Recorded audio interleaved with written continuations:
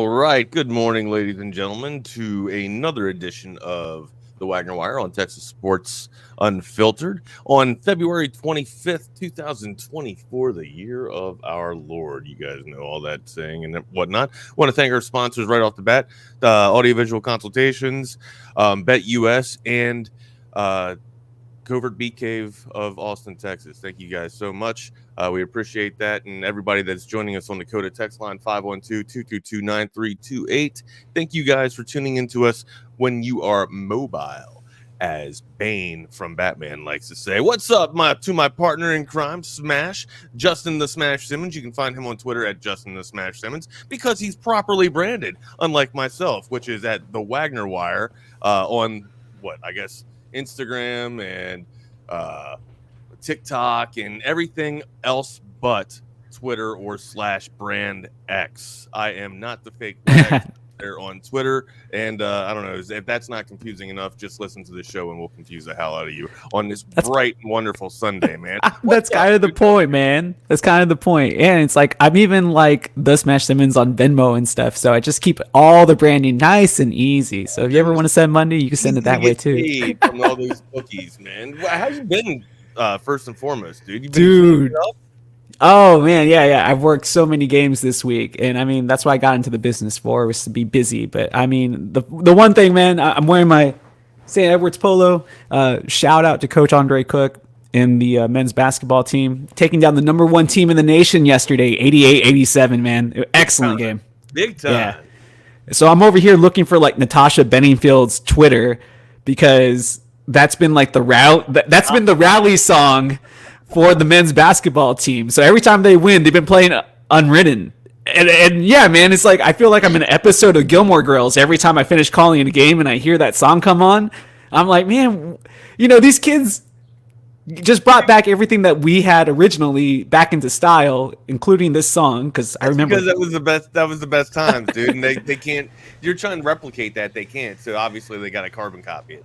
Well, I mean, thanks to TikTok, and all the AI and stuff, we get pretty close now. But yeah, man, so that's been the rallying song. So I'm here trying to hold on one second. Let's stay on that song real quick, okay? Because there's a test that BK and I do when we do like the app thing, and when we test for sound, we usually go with Daniel Bedingfield's. It's not that we usually go with it. It's just a song that happens to be on my Spotify playlist for some odd reason, right? I gotta get through this. Yeah, I gotta get through this. I gotta get through this. Boom, boom, boom, boom. Yeah, play that song. And I don't know why. I don't know why. It's just something that you can pick up on from another sound, right? That's pretty easy, I think. And it's just it's funny that you mentioned Natasha Bedingfield and Daniel Bedingfield, which brings me to my question to you and all the other people that are watching the Wagner Wire right now on Texas Sports Unfiltered. Are they brother and sister? Now I could go to the aid of reference of Google and look this up within 5 seconds, or however it takes me long to type it, but I actually want to use recall here, or challenge you guys to use recall without using the aid of reference of Google. Are they related? Or are they just same name in the pop genre? It's just coincidental. No, I think that I believe from England, right? Like Daniel, like the dudes from England. I could be just fabricating everything. I thought they were related. No facts, absolutely. I have not looked it up yet, though. I have just been searching for her Twitter, but since I had the time here, I just wanted to shout out, Benningfield and seeing, maybe if she can just send us like a cameo or something. I think that would be hilarious to end the regular season over at St. Ed's. Daniel Bedingfield sings higher than Natasha Bedingfield. I know, isn't it? Two awesome two fantastic artists. I don't know if you're either into one of them or not, but they're definitely bigger in their home countries. Both of them are on my Spotify playlist. So it's because you like Daft Punk. I do. Oh no, that's not the algorithm that generates that. It would, dude. It would be because it's all that Euro influence. I don't think isn't Natasha Bedingfield from over here.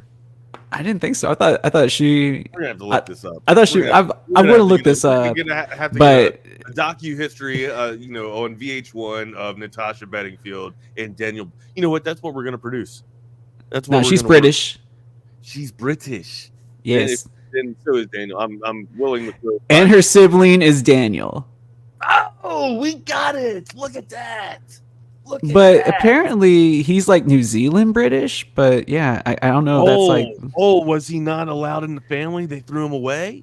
I don't know. I'm trying to figure that out now. They put him down under, or that's Australia. But it's I think it's because he was born in New Zealand, but he grew up. You know how it is. Like you're born like what would you consider your son? Is he Hawaiian or Texan? Because I don't know where he was born. But he wasn't born. He was born in Maryland, right? Okay, so yeah, like what is he really? You know, he had a bottle of milk in Maryland. You know what I mean? Then he flew to Hawaii, and then he was raised. He basically grew up till he was 4 in Hawaii, and then from 4 till 17, he's been in Austin. So I mean, he's an Austinite with all sense and purposes. I mean, pretty much, exactly. So I'm just all like. But you know how it is. It's like, oh, when you move and stuff, like, how do you define where you're actually from? It says that this guy was born in New Zealand, and but he's the older brother of Natasha. So he's actually older. So they were in New Zealand and then went to London, right? Went to the posh London. Speaking, we got to talk a little bit about the football across the pond too. We're at halftime right now, and my club that doesn't really have much to cheer about and brag about. And just have any type of hope whatsoever that we are young. Yeah, but I mean, you're all young. Yeah, it's in Premier League. We're at the middle of the pack, quite pedestrian, if you will. But you guys got Cole Palmer. He's nasty. Yes. But we also have Raheem. Yeah, I can tell you all about Raheem Sterling. So yeah, you've been through those woes yourself. So, anyways, it is halftime, 0-0 against Liverpool right now in the League Cup. You realize this is your Super Bowl, right? It has to be our Super Bowl. This is all you guys have to play for this whole year. 100% our Super Bowl, man. So there will not be any European play to qualify for. I mean, they're smashed. There's not going to be a miraculous uproar for Chelsea here. The pride of the Blue Lions aren't coming back. It's not happening. And I hate to tell you this, man, but like a Cowboys fan, there's a lot of people that are just kind of taking a whole lot of joy into this because. Oh yeah, well, I mean, it's.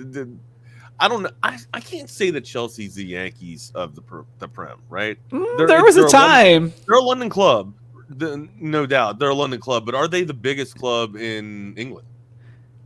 I don't think. No, not anymore. Right now, but I mean, there's. But for a time period when Roman Abramovich was the owner, before this whole fallout between the oil money and stuff, right? He was like the original oligarch before the Arab families came in the kingdoms and took over world football, like what they did with Man City and Newcastle here recently. You know, it's just, there's just so much money in it now. It's kind of crazy, dude. It's like billions and billions of dollars. I can't consider Chelsea the Yankees of the Prem. Not anymore. There was a time period though, because they were just so good and nobody could beat them, and they could outspend everybody. Because that's how they. United is he? No, always been led by United. Nah, there was that one mid period when you had Drogba and come all right. So John Terry in their prime. There was a run. There was a dynasty. Years maybe where Chelsea formed a dynasty, but that's not That's more. But that's Boston not now. Than it is. That's more Boston than it is Yankees. Like Yankees have dominated since day one of Major League Baseball. You know what I mean? Yeah. Like, what's the club that's dominated since match day one of the Prem? Match day one of the Prem started in '92. So Man United, definitely. You gotta say Man United, right? Morning, Grant. What's up, Grant? How you doing, dude? But definitely, yeah, Man United is great too because both teams are like in the same form. Go back to Barclays too, like even with Barclays. You mean the Barclays when it was sponsored? Yeah, thank you. Yeah, the Barclays, like even back then, like yeah. Like no, the start of the Premier League, even the Barclays Premier League, however you want to word it, 1992. So. While there was a lot of football, hundreds of years of English football before that, that's when the money really started to roll in. So that's kind of like the peak period. Because before that, all the best football was like in Italy because they spent all the real money in Serie A. So in after 92, I would say that's when the Man United dynasty starts. I say it's funny because they're both, them and the Yankees are both the same. They've won a lot of championships, right, in their respective histories, but recently they have not been. They're hated too. And they're hated, and they're respectively have not been where they need to be. They've both been really bad here recently, especially for their standards. I'm not saying like bottom of the league bad, but definitely bottom for them. Right. And it's just because American owners, because it's the Glaziers. I don't know what to tell you. Is you know? it? Yeah. That's one hell of a stereotype, my guy. I mean, we're so many people like Americans, anyways. Yeah, we're not too popular overseas, man. But I mean, the Glaziers are the American owners. I don't know, man. Where do you put the blame when the team isn't performing as high? I mean, as a Dallas Cowboy fan, I'm just looking to be like risk assessment or risk management, trying to go like I guess counter with it, but there's really nothing. It's ownership. Yeah, because it was like the Washington football team. It was like, what was really the problem there? And it's kind of like it was Snyder and exactly the front office, and that's what you were getting. So yeah, they are back in action. Started the second half right now in the Premier League Cup. The Cabral. How do you pronounce this fucking thing? Carabao? I always throw an R in there, like Caribou. And Carabao. An extra R. Carabao. I always throw a Carabao in there. I want to say it's Carabao Cup. It's still 0-0 right now. Chelsea and Liverpool, and again, this like Smash was saying, this is absolutely 100% Chelsea Super Bowl this year to go up against Liverpool and pull this thing out to take home the league trophy. We'll talk about Austin FC here in a couple of minutes too. We also got some college basketball to talk about. Some excellent matchups yesterday and last night. We'll get to them in just a second. Got to talk about our Longhorns on the diamond and on the hardwood as well. So get to mention a few things there. Hey, shout out to ladies softball as well. Texas softball. Keep on rocking. They've been destroying it. Absolutely tearing it up. Lady Longhorns getting some praise, doing some great things here on the basketball side as well. So shout out to them, Coach Vic. Guys are rocking and rolling. Keep it up, guys. Keep it up. And Smash, without further ado, man, let's get into it. We had a little bit of domestic action in soccer. We were talking about the boys across the pond, and the boys from the bridge with Chelsea and Liverpool. But we also had Austin FC hosting Minnesota yesterday, and didn't really turn out the way we wanted it. Turned out the way I thought it would go. I kind of predicted a 2-1 match in Chaos Theory, another program of Texas Sports Unfiltered. Make sure you're checking that out Monday through Friday at 10 a.m. and all other channels on Texas Sports Unfiltered. But yeah, kind of called that win. Let's get into it. Let's break down this, and then we'll get into a little bit of why this happened with a little bit of the roster turnover from last year. I mean, first game of the season, and did you bet on it? Man, no, not taking any. MLS is hard, man. Like you knew, but you kind of knew this was gonna happen, right? You kind of knew there would like if you pull anything off of last year, right? And I know it's fresh slate starting over. Had a summer, had a winter to kind of right the ship and find some things and shore up some of the vulnerabilities of the roster. Honestly, just get healthy if you wanted to break it down. Again, see, you just said I felt like there would be a little bit of letdown in the opening match for 2024, and I was kind of right.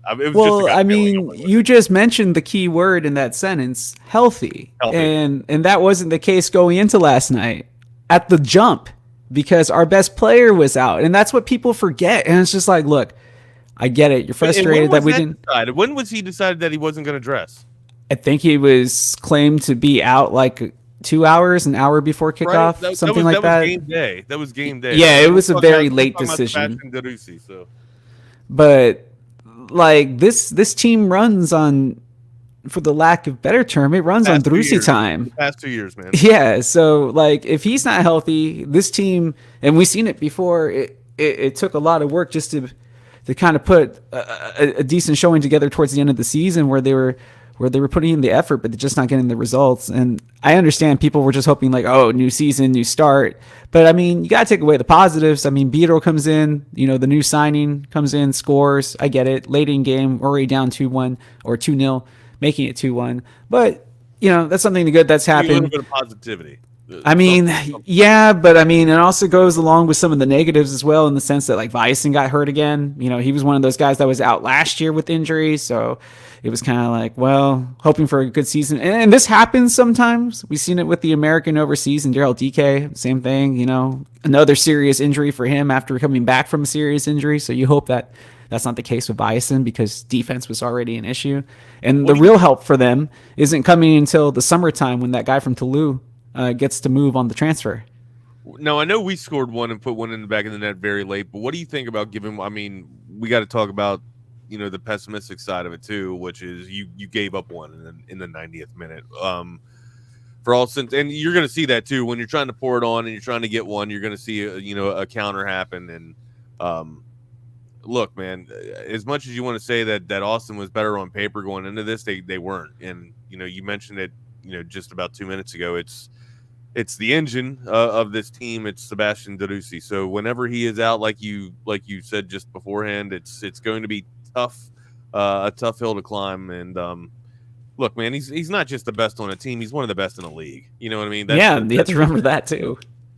It makes a big difference. Yeah, there's a reason why he's touted from the rest of the world. And even Rodolfo, our director, he came out, spoke with the media this past week, and I think you can follow Eric Goodman on Twitter. I can't call it off the top of my head, but from what I recall seeing in the quotes, was saying like, it was like kind of like they had to come in, his regime, right, had to come in, clear out all this essentially cap space, needed to get rid of some of these contracts. And I think this season is what you're seeing is more of like an addition by subtraction.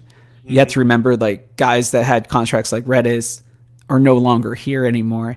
So those contracts and some of the ones that we picked up last year that they felt, I guess, that they overpaid for, or we're going to overpay for this year, are off the books. And they were able to get back a whole lot of GAM money and TAM money. So there is room to spend. And it looks like they spent well, and they drafted well also. I mean, although Farkelin's going to start with the second team, I wouldn't be surprised with the way that he was able to perform during the preseason to at least get another, at least one look with the top team. But there's a big difference in the level between 1 and 2 when it comes to the teams in MLS.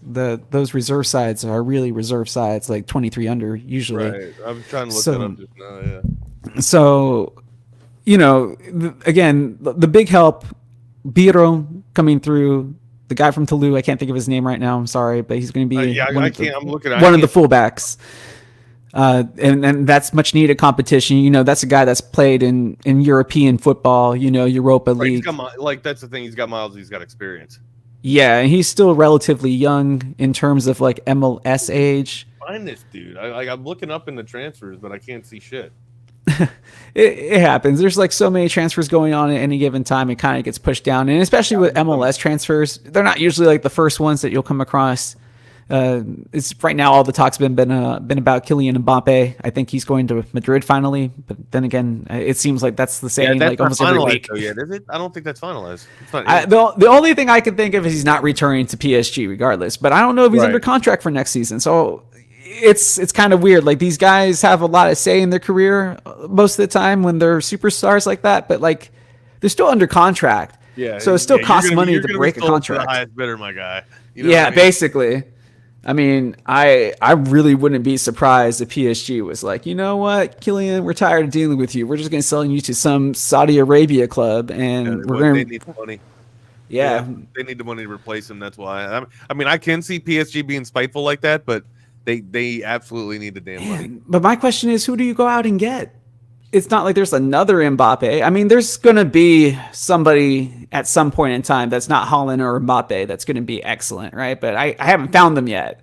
I haven't seen that next super kid. And if there is a next super kid, I kind of feel like Man City's already kind of snapped them up.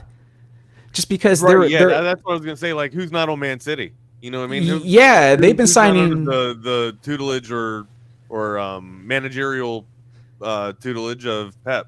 So hey, let me ask you this. Barcelona, dude, how is it? Can you not see this generation of Barcelona when you're looking at Man City?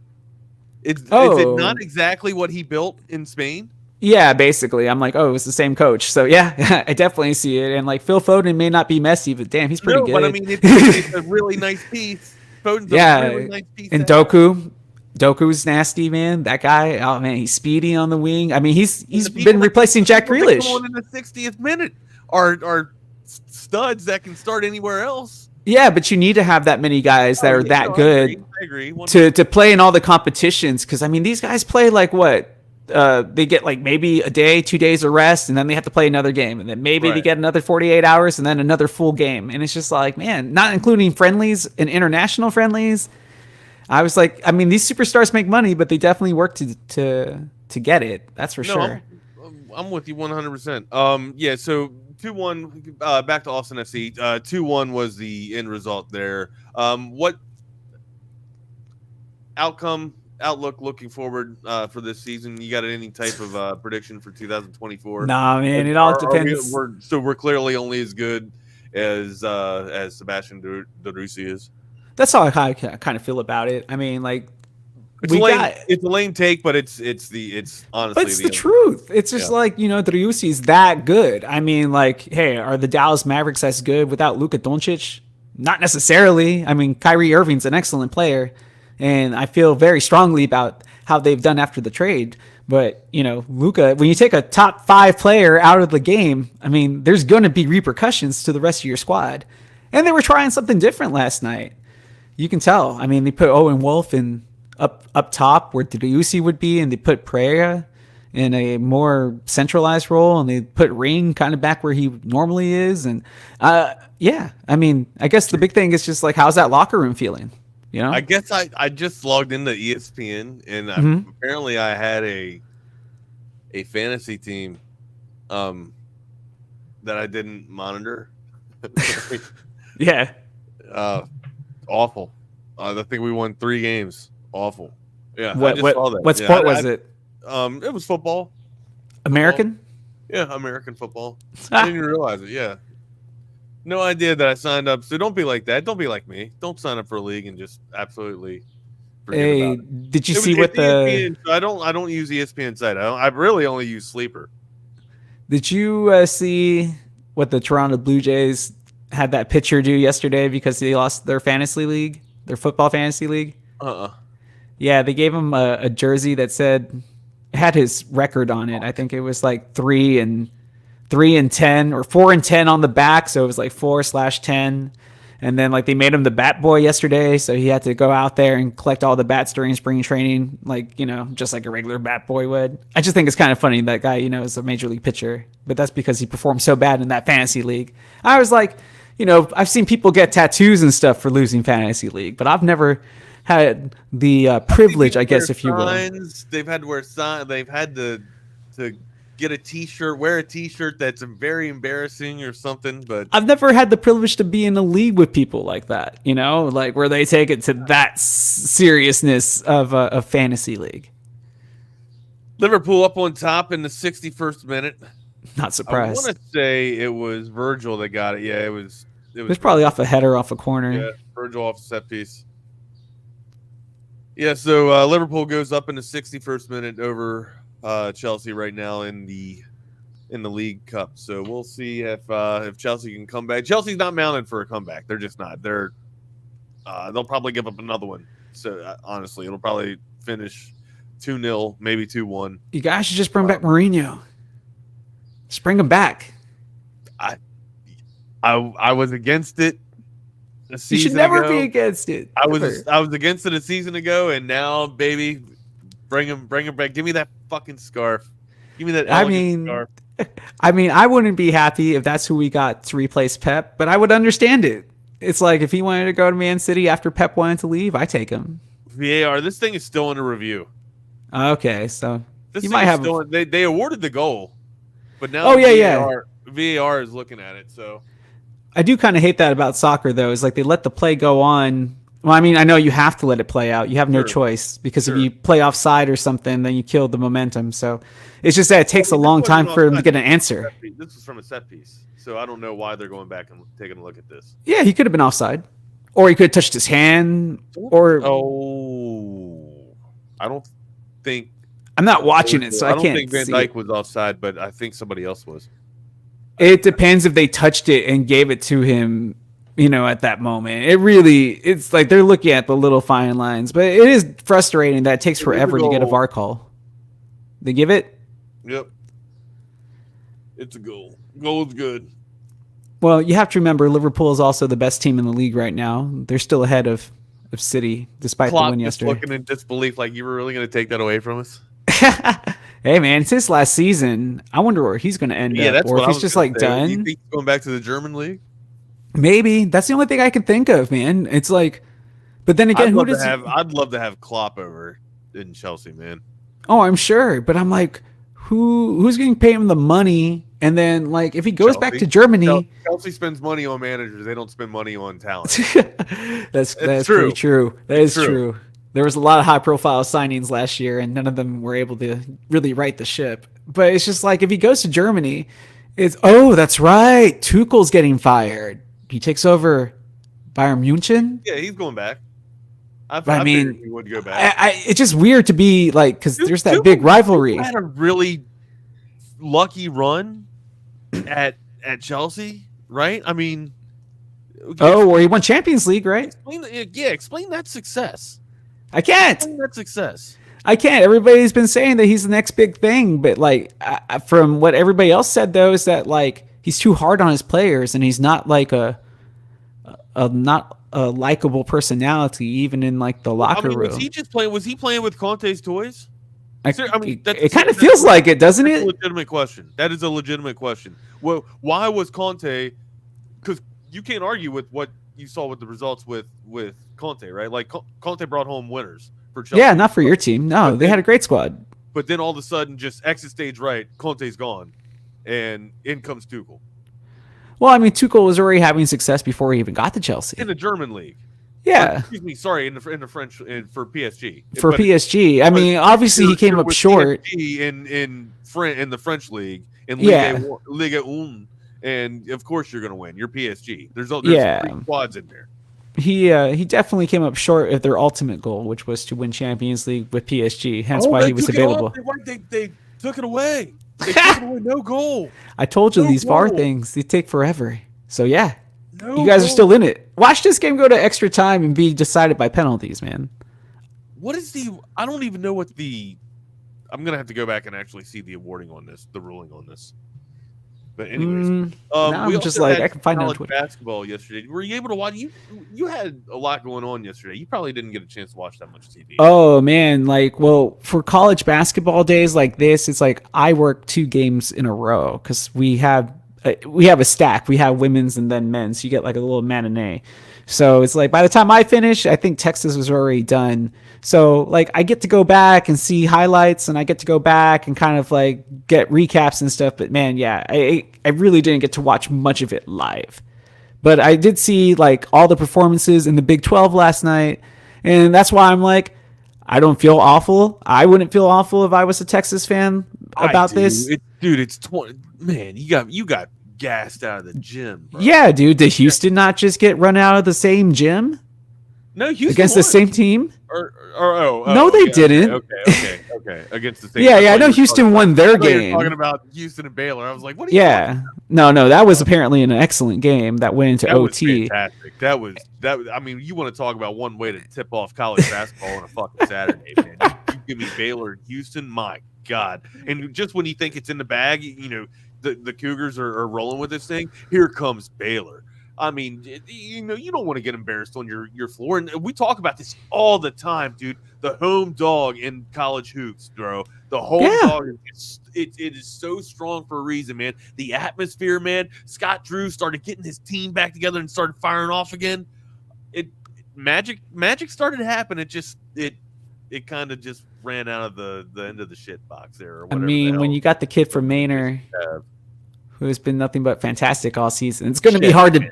It's going to be hard to beat that team, man. I mean, the way they incidentally smashed, they remind me of the Baylor squad that was, loaded with, that tremendous, backcourt and then that furious and athletic front court. You know what I mean? Just nothing but athletes, nothing but dudes. That's what Houston is, man. All three of their bigs can get after it. They all get second chance shots, and even if it's not so much as going up and collecting a rebound, they get tips. They get tips back to the perimeter, and they win. You know, it's not so much. It's cliche, but it's not so much 50-50 balls. They almost feel like 80-20 when you're playing the Houston Cougars, dude.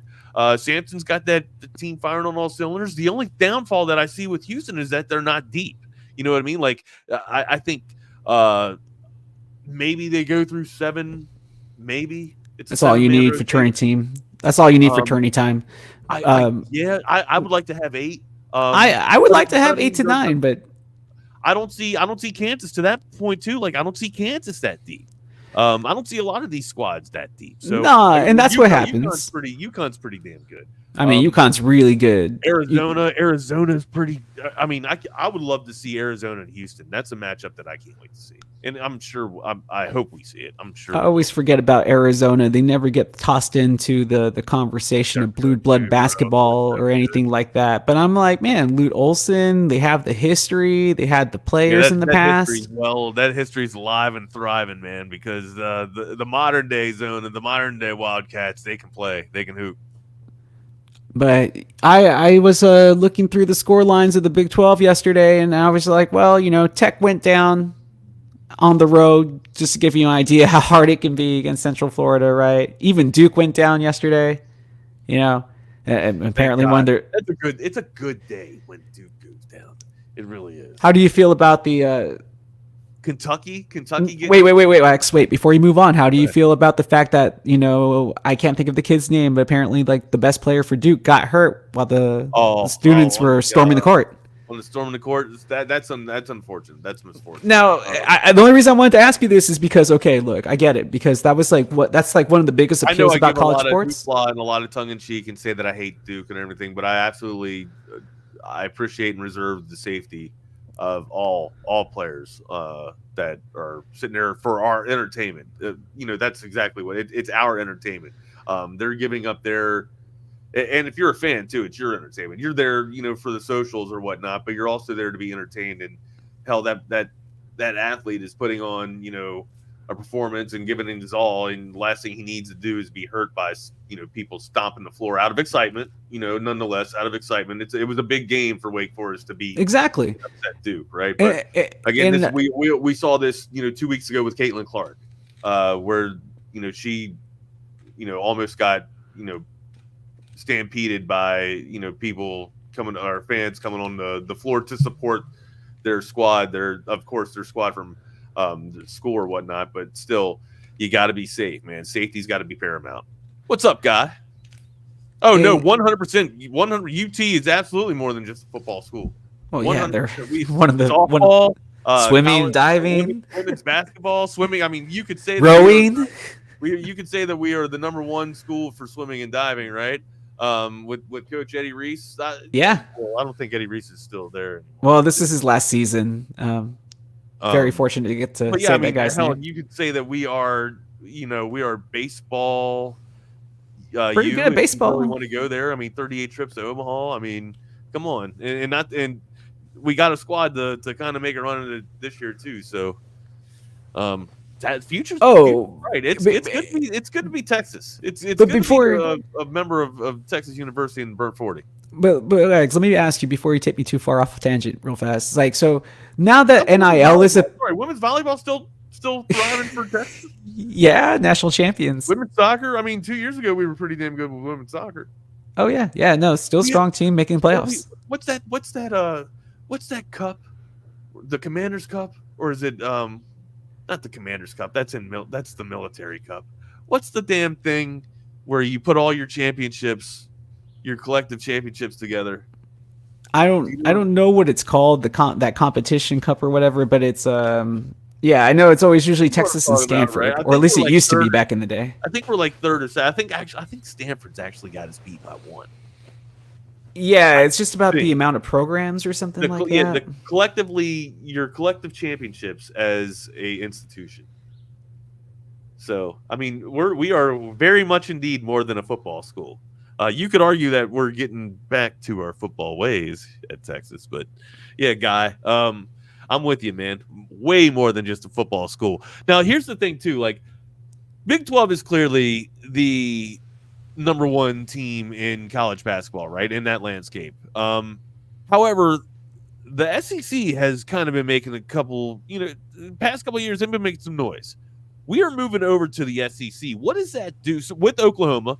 Which, by the way, did they survive against the Cowpokes yesterday? I don't believe they. I thought they lost yesterday. I thought they lost too. I thought they lost in Bedlam. Yeah, we'll touch on that, refresh on that. But if Texas, and not so much Oklahoma, I mean, Oklahoma sometimes has some decent squads that can make a run at things, but I mean, I don't want to sit here and project Texas as being stalwarts of the Big 12 when it's usually Kansas anyways. That's the most dominant. Oh, that would be the most homer take of homer takes, man. 100%. I was like, you can't say that. I don't care how much you love Texas. Let's be realistic. I didn't say that. I know. Say that. But if anybody out there did, I'm like, did we not just go through the Shaka Smart experience together? Was I the only one that was part of it? Right, that's for sure. I mean, no, like, I'm not saying that Texas had 1 year where we kind of took down Kansas. You know what I mean? Where we kind of dethroned. Can we even say that we dethroned them? I think they still ended up winning. No, you can't. Didn't they win the Big 12 anyways? I gotta look. Oh, one hell of a touch. I gotta look on that anyways. But look, with Texas exiting stage right from the Big 12 and going into the SEC, which is starting to make a splash the past couple of years in college basketball and men's college basketball, do you think that how much of a bump does this give this conference in terms of strength? Does this bump them over the Big 10? That's a good question. Serious. Like, I'm serious because the SEC is close. The SEC is creeping, man. Yeah, I mean, like, you used to be able to say, "Oh, it's Kentucky, it's Florida, it's Tennessee," but now, like, Alabama's been able to play Auburn. Little brother has some squads from time to time. Yeah, I mean, South Carolina's been making a run. They're in the top 25. I mean, Auburn, like you said, they trounced Georgia yesterday, right? They're ranked number 14, so they've been sneaky good this season. I'm trying to see if anybody else really stands out. I mean, Tennessee beat A&M, expected, because Tennessee's like top 10, right? So, I mean, I guess you can say that just because it's like, I don't know. It's kind of Texas coming over to the Big 12. They have a chance to win, or excuse me, Texas coming over from the Big 12. They have a chance to compete and contend for the SEC in college basketball. Wouldn't you think? Oh, I mean, I definitely feel that they'll compete, but I kind of feel like they'll be in the same situation that they're in now. It's like, it's not going to be a cakewalk. You're not going to walk into the SEC and win it. Who's going to be the dominant? Right now, it looks like it's going to be the other UT. Ooh, Tennessee. I mean, right now they've been the best team in the SEC. Well, what's Rick going to be talking? Well, hell, guys, you couldn't get rid of me in the first place. Why the hell? Exactly. You want to come back to this conference? Exactly. See, man. I mean, like, all the storylines are already there. It's the fight for the licensing, which I think Tennessee actually does own.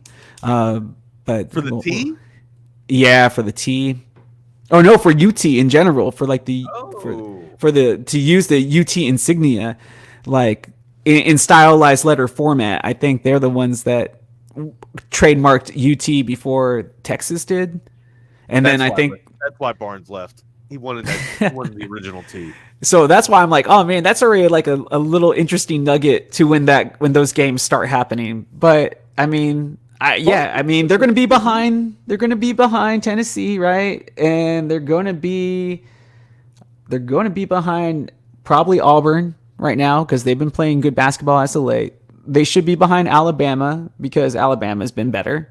I mean, I know they lost, but they have been better here in more recent times than Texas has, at least this season. So again, I kind of feel like they're just going to be stuck where they're at now. And I mean, even Florida's in the top 25 and they won yesterday. So it's all like, yeah, Texas might end up maybe a couple of spots better than where they're at right now because the Big 12 is the best basketball conference in men's basketball. But I can't see them just coming in and dominating basketball wise in the SEC, but they'll be competitive.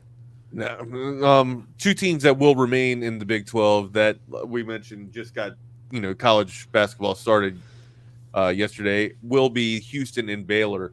Houston took down Baylor in Waco yesterday, 82-76. Houston came out just firing lights out, absolutely lights out. At the end of the first half, it was 41-25. Shed was getting busy. Roberts was fantastic. Tugler fantastic off the bench. I mean the three big guys between Francis, Tugler, and Roberts for Houston.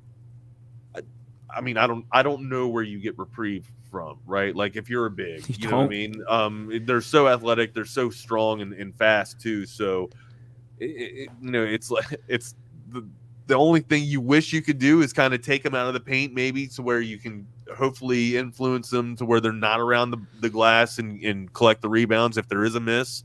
But it feels like Shed's just been hitting anything. LJ Cryer now is starting to come out of his funk, which we need to talk about the funk that Asmus is in. He feels like, Asmus has been in a Max Asmus is clearly after I thought maybe he was just kind of stressing up and pressing a little bit because he was around like the accolade of 3,000 points, total points, which is that's crazy. That could, if you're thinking about that a lot and use making too much out of it, it could kind of weigh you down and be cumbersome, right? You would think so. Or at least, through sports psychology. I'm not in Asmus's head, but I would think maybe it would kind of mess with me a little bit. But I thought he would kind of shoot out of it and get past it, but he's still in that funk. And we'll talk about that funk in just a couple minutes when we get to Texas and Kansas's, debacle of a match. But anyways, Cryer is able to shoot out of his funk. It looks like he's, finding his groove again. And that spells trouble for the rest of the landscape of college basketball, man. Well, that's why I wanted to ask you, man, because I mean, you say debacle, I'm like, well, expected, just because I mean, if Houston had this type of trouble playing in Kansas, I couldn't expect much more from Texas, unfortunately, in this type of situation here. But the big thing I noticed when I was looking over the stat sheet was the discrepancy in free throws. Now, were there a lot of fouls that were going against UT because they only got to the line like 6 times as a team? And then Kansas got to the line like 27 times as a team. No, they just weren't bad. I mean, they got Dickinson. Like, Dickinson's a double-double machine. Matter of fact, he leads the Big 12 in double-doubles. Okay, that's right. So, that's the problem that Texas has right now is that they don't have a true big that can match up with a guy like that. McCullough didn't even play yesterday. Like, Kansas is good, man. Kansas is really good. I don't know if they're better than Houston. I think they're deeper than Houston. They worked in. I think they got to their 8th in their rotation yesterday against Texas. A lot of people but they were ahead by so much. I know that's what I'm saying. So they could do it, man. So, but because I'm feeling like Houston beats them on a neutral court. Again, we've talked about how big of a difference it is at home in college basketball. So I'm feeling like, I Houston. Say that too. I want to say Houston beats Kansas on a neutral floor. I do. I mean, I'm thinking we're going to get to see it. I hope we get to see it. Is Fog Allen the loudest? I always thought Cameron Indoor was pretty damn loud. Is Fog Allen louder than Cameron Indoor? Which is where Duke plays? Yeah, sometimes I feel like the media just gives like all that love to Duke just because it was such an easy thing to. It was always an easy hit piece. The Rowdies, baby. Yeah, it's just sometimes I feel that people just never saw Howard Stern's movie Private Parts because they even tell you in that movie. My favorite movies, dude. Top 10. Yeah, but and you remember what he says, right? He's like, like 50%. 50% of the people tune in to hear what he's going to say next, and the other 50% tune in that don't like him to hear what he has to say next. Yeah. And it's just all like, it's the same exact deal with Duke. What he says next, yeah. So like they know that. Everybody thinks like the media just changed his game all of a sudden. Is Stern still king? I don't go by ratings. Matter of fact, I hate ratings. So. As you can tell, I hate ratings. Yeah, I don't know, man. I've never was like a big talk show person. I would have just. I think I watched Howard Stern every night. Back in the 90s, back when E was the shit. Remember Talk Soup? Like with Joe McHale. Right after Talk Soup, because you had Brooke Burke with God, what the hell was that? Where she tore the damn. Oh yeah, that's right. I'd watch that with Brooke Burke, and then it would go into. I mean, hell, I was adolescent, teenage shit. Always, thinking that Howard Stern's going to have a hot girl on the show or whatnot. He usually did. Thought that everything was going to be like Private Parts. Like you'd have Jenna Jameson on as a guest or whatnot, and then you'd have some girl, having an orgasm because she's vibrating off of some speaker turned up to a high decibel. And Howard Stern going. I thought that's how every Howard Stern show was going to be. Oh man, no, not necessarily. I think it's just like that little age gap between us because it was like, man, I just never got into like the whole talk show thing. I just knew who he was because he was such a pop culture phenomenon. But I mean, he still has a show on Sirius XM, so he's still making the cash. Well, when did you want to get into radio? Like radio, I always wanted, like it was video games and sports and radio for me, right? Like even at a young age, I was like, man, this would be cool to to call games and shit like that, to be a broadcaster. I always remember. John Morgan John Miller and Joe Morgan. You know what I mean? Yeah. Calling baseball games. It's just, I don't know. It's just a constant flow. Or hell, like I say, Madden and Summerall, but they really were, some of my favorites. Al Michaels, Al Michaels being able to, or Myron Cope. You know what I mean? For Pittsburgh, the old voice for Pittsburgh, the play-by-play guy for Pittsburgh. There's just so many good. Because I'm like, no, Wags, because I'm from South Texas, so more than likely it was in Spanish and I forget about that. I mean, I had a really good, I would say a really good atmosphere. For definitely where I was from. So exactly. Like a lot of good voices. Like I feel like coming from the Northeast that you have like. You're near the capital of sports media, and that's where all the legacy teams are. You think about, going back to the Brooklyn Dodgers and all the classic voices with Vin Scully, and then the guys with New York and with the Mets, and Keith Hernandez is still doing it, and there was guys before him, right? Because he used to play, and it's just all like, man, Keith Hernandez, the actor. Yeah, Keith Hernandez, the actor. The actor. No, the base. Seinfeld. Yeah, that guy. He played baseball. That wasn't just a skit. No, he was actually supposedly pretty decent. Wild. From what I heard. Kidding. Oh, man. That's when the Mets could actually play. You know what I mean? Did you guys take the lead? You guys relinquish the lead? You guys get scored on? Kelleher again, man. Jesus. Just coming up big. That's twice now. Kelleher's made 2 big stops there. Chelsea could have had a chance to go on top in the 86th minute, but Kelleher, the keeper for Liverpool, comes up big and stops a 1-on-1 breakaway. You heard me right. Oh, man, he's going to play hard. That's the backup. Yeah, this is usually when they get a chance to play. Right. Stopped a 1-on-1 breakaway. Shot didn't even get past him. I didn't see. I got to take another look. Who took the shot? I don't know. I got to go back and see it. I couldn't see. Even with sounds like it's a Raheem Sterling shot. No, Sterling got subbed. Oh, he got subbed off? Okay. Yes, Sterling got sent off. Not sent off, but subbed out at the 60th. So. Who's Conor Gallagher? What's that? Who's Conor Gallagher? That's who took the shot. A young and upcoming stud. But apparently he missed. Yeah, that's who took the shot. He just sent one over. He's not the one. Oh, yeah. It was Gallagher that missed, too. He tried to go wide with it and sweep it around him. He knows he blew it. He should have went weak foot. He blew it. Of course.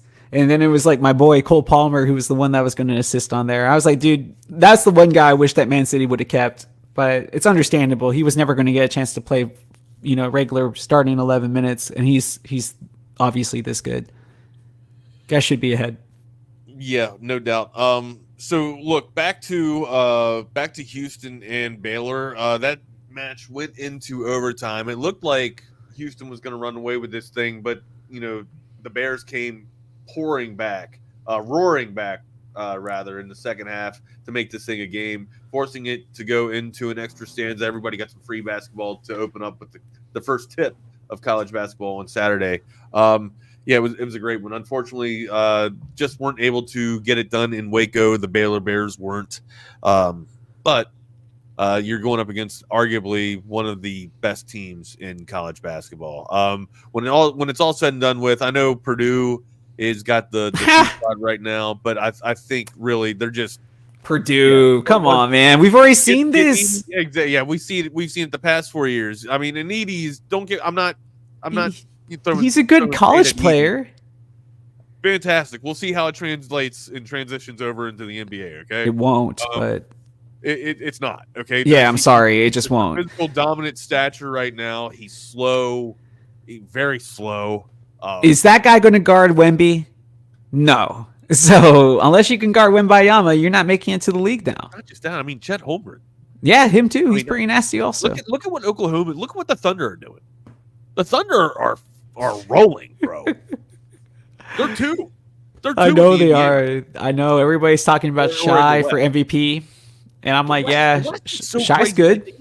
The East is basically being ran with Boston, right? Boston, like yeah. They're the front runner. They're the horse, right? And then you have like a 2-game differential from 1 through 8 in the damn West.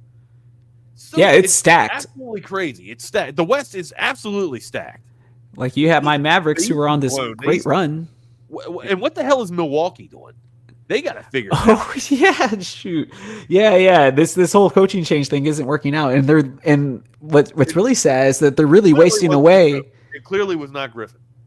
No, but I was always like, I mean, Doc Rivers. I hate to say this, man, but I've never seen a coach get more life off of a single championship, right? Than Doc Rivers. Right? What the hell, man? Let it go. Like, we all love.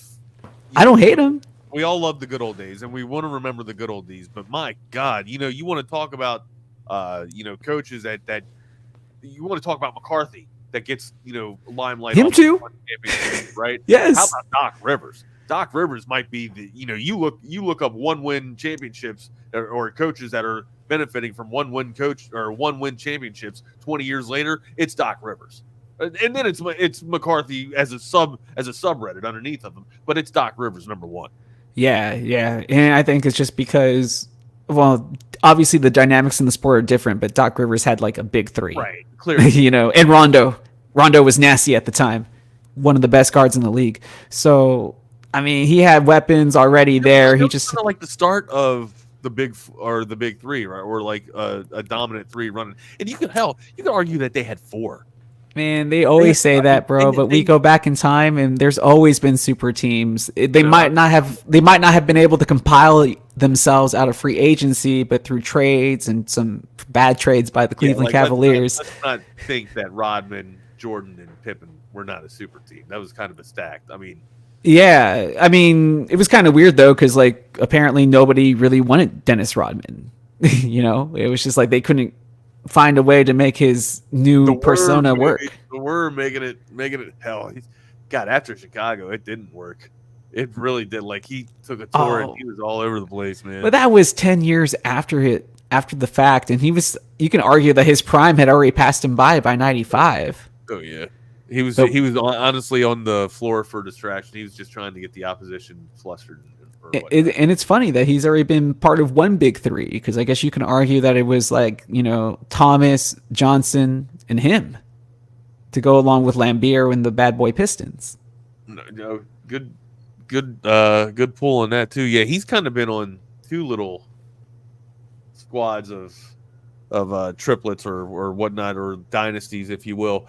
Coming into the 6 minute of extra, or excuse me, the 2nd minute of extra time. 6 minutes is awarded into this match here for the Premier League Cup between Chelsea and Liverpool. Still 0-0. But you could say that in the past 20 minutes of this match, Chelsea's been the dominant club here, with basically most of the play down in the attacking half of their pitch. Their field. Sorry, I'm in English Premier League. Same thing. Vocabulary. So, and almost came up with the goal right there. Kelleher has just been fantastic. 3 stops, 2 stops, a fucking wall, man.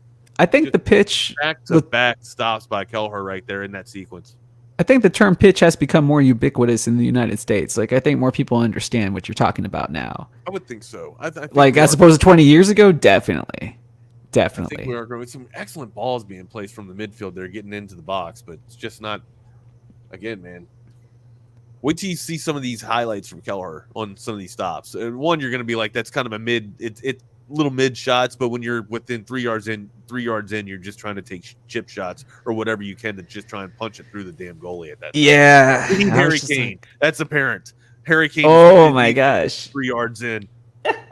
I don't know if you really want Harry Kane now because I was kidding. I was absolutely kidding. No, I mean he's really good, but it's just like Bayern they're in second place, and it looks like they're not going to be able to win Champions League either with him still. And it's just like that's the whole reason he left Spurs in the first place. All right, they stopped the counter a little bit. Yeah, so we've kind of been all over the place here in this last 15 minutes here on the Wagner Wire, but yeah. Still keeping you up to date with the League Cup for Premier League between Chelsea and Liverpool, but also been talking about college basketball and a little bit of NBA as well. Back to college basketball, we just got done talking about Baylor and Houston. Now on to our beloved Longhorns with the dominant Kansas Jayhawks. And that's what it was. It was a dominant performance yesterday up at Fog Allen there. Dickinson, I talked about him about 10 minutes ago. This kid is a stud, man. He does lead the Big 12 in double-doubles. Look, he's a force to be reckoned with. It was going to be a hard matchup for Dessou going into that contest, and we knew that, with the success that Dessou's had on the offensive standpoint, being, becoming essentially a 3-level scorer, I would think that with the assignment of Dickinson going out in Dessou, you'd see him kind of, I guess, leave the paint a little bit, or hopefully you'd see, Dickinson be pulled out of the paint a little bit to kind of give us somewhat of a benefit or an advantage on the boards or on the glass. Nothing, still nothing. Kansas dominant on the glass as well last night or yesterday. Without, again, like we mentioned, without one of their best players, McCullough as well. But Dickinson able to get it done. Furphy able to get it done. You look at some of the cog players, of Kansas, and they're able to step in and be a little bit more productive than, some of the stars in arguably our best shooter of the Longhorns, which is Max Amos. And we talked about his slump that he's been in for almost a damn near month now, at least 3 weeks, the better part of 3 weeks. And the thing is about that, Smash, is that shooters got to shoot. If you're in a funk, you absolutely got to shoot to get out of it, man. And right now, it just looks like the rim's got a damn cover on it, and Naismith can't find a bucket. Yeah, man. The last place you want to walk into, where he's turning the ball over a little bit too. So, man. Because when the Texas Longhorns, when the shot's not going in, the rest of the game falters too. Because now you're stressing about not being able. You're trying to make up for it if your shot's not falling, and sometimes it's the worst thing that can happen because now you're trying too hard. And in that sense, I'm not talking about effort. I'm just talking about trying to make something happen when you just need to make the simple play. But in this case for Amos, I mean, look, you can't only hit 1 3-pointer from the field and expect Texas to win for him. Not just that. I mean, Dessou didn't get you 10 points, I know. Dessou didn't give you double digits. Smith didn't give you double digits. Not even close. The 2 best players aren't playing well. Or hell, Dessou's had the past 2 weeks of his life, or you could say that he's playing some of the best basketball that he's played in his career, especially on the offensive side of the house. But Smith just isn't there, and both of them didn't show up at all yesterday. So it was rough. It was a rough outing, man. Hunter just inconsistent, and you talked about it. You mentioned it in the first 15 minutes when we were of the show. What happened with the Longhorns trying to get to the line or trying to exploit the Jayhawks in somewhat of or to slow the ball down and try and get freebies, right? Especially with how dominant Dixon is. When you have that big, I say the same thing for Edey, right? You got to go attack him. You got to get him in foul trouble. You got to get him off the floor so that he's riding the bench, so that they're vulnerable at the rim, so that they lose their rim protector, and by the way, that they lose some of their best inside scoring. If you don't do that, you won't have a shot. And now on top of that, you got your 2 best shooters, your 2 best players that aren't even scoring. Smash, that's a recipe for disaster, man. And that's what it was yesterday. Yeah, no, man. I mean, I'm with you there, but I'm also just looking at this free throw discrepancy. And it's all like, okay, what was the final score yesterday? 86-67. That's a 19-point victory, right? Okay, Kansas got to the free throw line 27 times yesterday. Yeah, no, You know how many free? I watched it. It was awful. Yeah. Okay. You know how many points they got from the free throw line?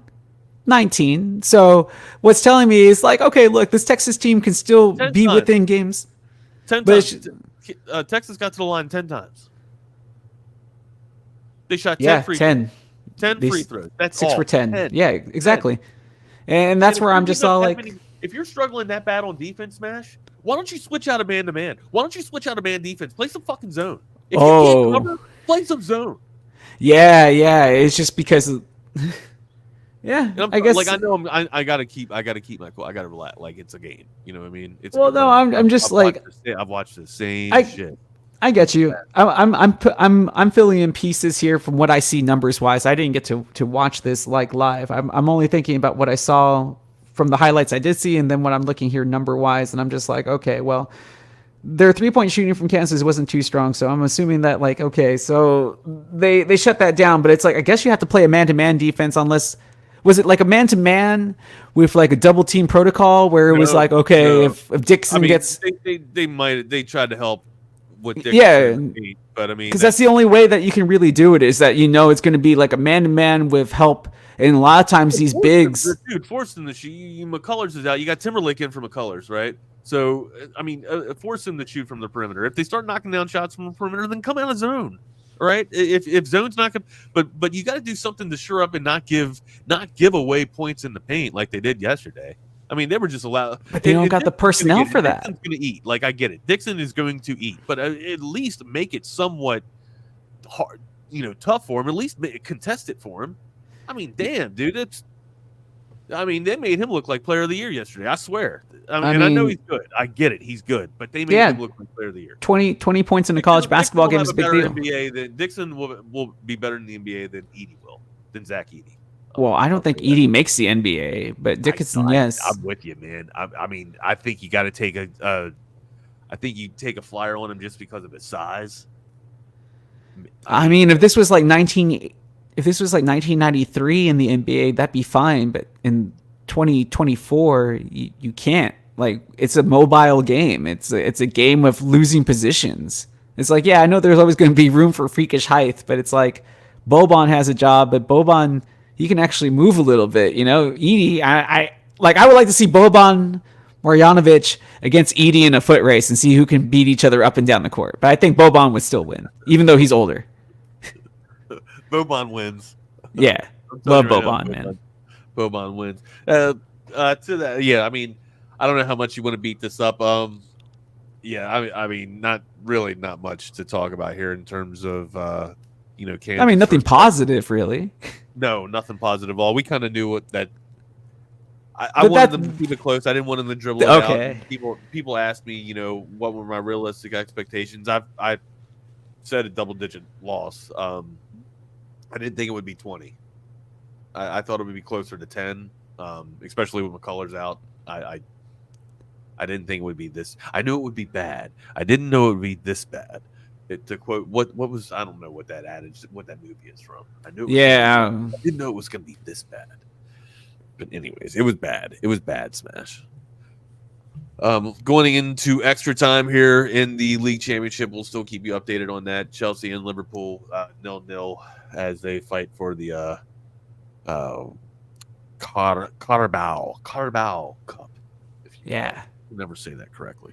Anyways, thank you guys for tuning in the show. Whichever you guys are following us, if you are mobile on that COTA text line 512-222-9328. Excuse me, as I get that Mountain Dew up.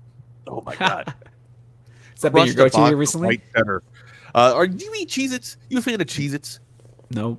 No? I mean, I'm not against them, but it's like I'm not going to go out of my way to buy it. Now, like if we had like a Super Bowl party or something and it was on the table. Cheez-Its. Don't tell me you ain't eating Cheez-Its at a Super Bowl party, you liar. Oh yeah, I'm not going to pass them up, but it's like I'm not going out of my way to buy them either, No, but you still have a teenager that lives in the house, so I expect that there would be all sorts of like. He don't even like the Cheez-Its are for me, my guy. I got some heartburn this morning because I crushed a box of white cheddar Cheez-Its. Damn, man, you can't be eating like that no more. It's like Apollo and Rocky. We're not those guys no more. We can't do that no more.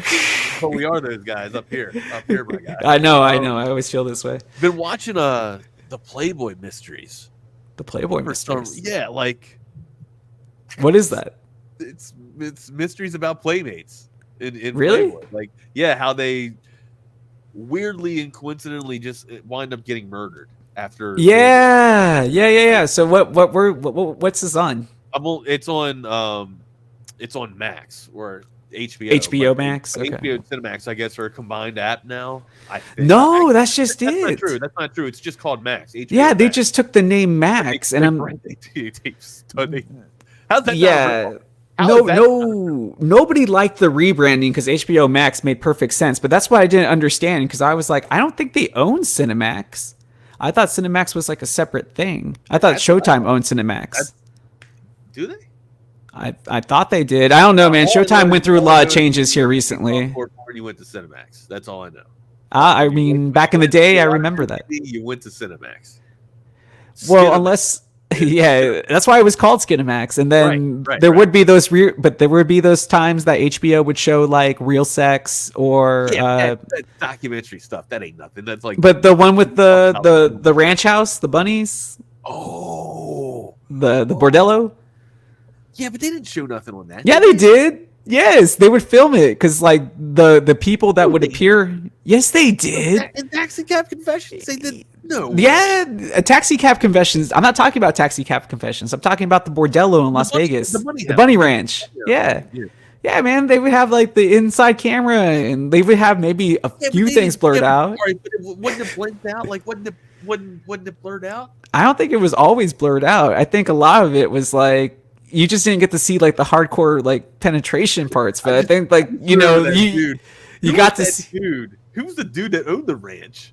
That's all I remember. I just remember the dude. He's still alive, isn't he? It's no way. No I mean, he was pretty old already, but bro was drinking like nothing but whiskey all damn day. I mean, those are the guys that live to be the oldest. The ones that drink whiskey and smoke cigarettes for some reason. I don't know. Hoff? Something Hoff? Something. Not Heft. I'm thinking of Hefner. I'm thinking. But anyways, this dude would just be sitting there like basically at the bar, where all the women would come out and be like, "You like my girl?" No, you were right. That was his name, Dennis Hoff. Dennis Hoff. Hey, but he's dead now. Yeah. I figured he would be dead. You can't live a life like that and still be alive today. Are you kidding? Back at that time, when you're that age at that time, what that was the 90s. That was like peak 90s or circa 90s. No, this is like the 2000s. No, get out. Yeah, dude. This is dude. Yeah. Stuff when I was in the Marines, I was. Hey, you're a hot-blooded American man, a Marine, mean fighting machine, bro. I'm sure you were, but we sent you our best to make sure that you're fighting for our country. But yeah, man, I'm pretty sure this is early 2000s because this had to be around the same time of like Reno 911 in its heyday. Oh, I still watch Reno 911. Dude, I loved Reno 911. Loved it. Speaking of watching all these great shows and all this awesome sports, we do it with audiovisual consultations. 512-255-8678. That's avconsultations.com. Since 1988, they've been setting the standard in audiovisual automation, setting up all kinds of houses and all kinds of businesses. If you don't have an idea of what you want in your house, go to the gallery of projects that they have on their website at avconsultations.com, and you'll get an idea. I guarantee it. Whether it's putting something out on your patio or your dude's den or setting up your princess palace, right now is the perfect time for you to call audiovisual consultations and get a setup and get a consultations and have one of the guys or Tom himself come over to your house and get you lined up and squared away. 512-255-8678. That's avconsultations.com. I found those years for you, Wags. So the first special came out in 2002, and then they had a second special in 2003, and then they had a series that aired between 2005 and 2007. Was a series of wait. About the bordello, yeah. Okay, so it wasn't a part of Real Sex. It was their actual. No, it was called Cat House, and then Cat House 2, Back in the Saddle. So those were the specials. It was like it was HBO's America Undercover specials. You remember those? The American Undercover specials from HBO. Those were the shit back in the day. So it was that. And then they had Cat House the series, and that's probably what you might recall from 05 to 07. Cat House. Yeah. So That's what it was called. So it wasn't Real Sex. No, it wasn't a Real Sex series, but Real Sex did appear at the same time period. Okay. And that was like more like late 90s to like early 2000s. I remember seeing a lot of those messed up French cartoons where it was just like, oh, they're just so open about it. I get it. Right. Europe was definitely not as censored as America was in our gated community here. But Cinemax still showed like the crazier stuff. It was still softcore porn, but it was all soft, but it was just all like, that's as a teenager, and there was no internet, and like you couldn't just go out and go get a magazine. You know, it's just like Emmanuel in Space on HBO. How do you recall that name? Yeah. There was like a whole series of that. One though. of my first crushes of Krista Allen, Krista Allen. That's it might have been her birthday or whatnot, but for some reason my algorithm on my phone was picking up a whole bunch of Krista Allen. So, dude, I do remember that. I'm like, that's all real sex really showed was just like how to craft dildos. They were just talking about different molds, right? Like molds. Well, what was considered outlandish at the time, which is just normal now, because I mean we live in Austin, so it's like, I've seen all this stuff before I even got here, so now it's not even a big thing. But yeah, back in the day, it would be like, what, people do this? I didn't realize. Yeah, because it's not really an open discussed thing. You might have health class, and you might get to read a book, and maybe your parents might tell you, but it doesn't go into the graphic details that they were showing on Real Sex. They nostalgia. They broke it down for you. My favorite was always like That's where I learned about the praying mantis. The what? The praying mantis and how they eat their lover after copulation. On Real Sex? Yeah, because that's what I'm talking about. They were showing the European cartoons that discussed, sex and different insects. Are you serious? You didn't learn that in science class? Is this a bit? No, man, it's real. I was like, I can't tell you which series of Real Sex it was, but I remember like, the bees die after doing it. Praying mantis eats like the other person that's doing it. Like apparently, like the praying mantis is like so invigorated to score that it keeps on scoring even though the other praying mantis has already eaten its head. Wow. Also, there's also a few insects of spiders that do the same thing. Yeah. So apparently, damn, nature's scary. Yeah, man, I would venture to say so myself. But yeah, so I don't know how we got on Real Sex and Cinemax, but how the hell did we get there? That's the whole point of the show. Nobody really ever knows. Are we talking? Don't tell me an ad. Don't tell me a read from Audiovisual Consultation. No, it wasn't that. Okay. It was something, I don't even know what it was about that really got us on that whole train, man. It was just like, okay, now we're going down the nostalgia hole. This just happens to be a big part of it because, just a couple of guys. That's just how it was, Just a couple of wild and crazy guys. Yeah. Oh, my God. Okay, I thought they just put one in. Oh, stop. Not that it would be the end of the world because Chelsea's basically had an awful season or just the season of mediocrity, if you will. Yeah, it's been pretty bad, man. It's okay. You can say it. It's been bad. It's been. Shouldn't be 10th.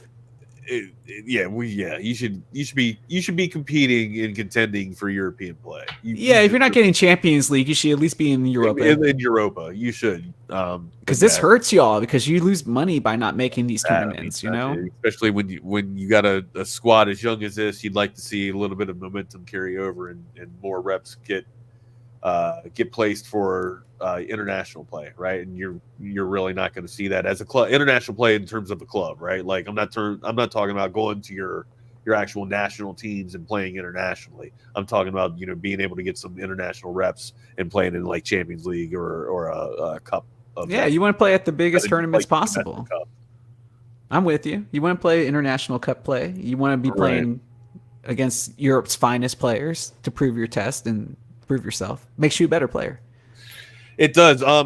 Speaking about players and I guess being better players or whatnot, making you a better player, would $600 make you? So say somebody said, "Hey, college football player, we understand that your name and image and likeness is valuable to you, but we're going to collectively,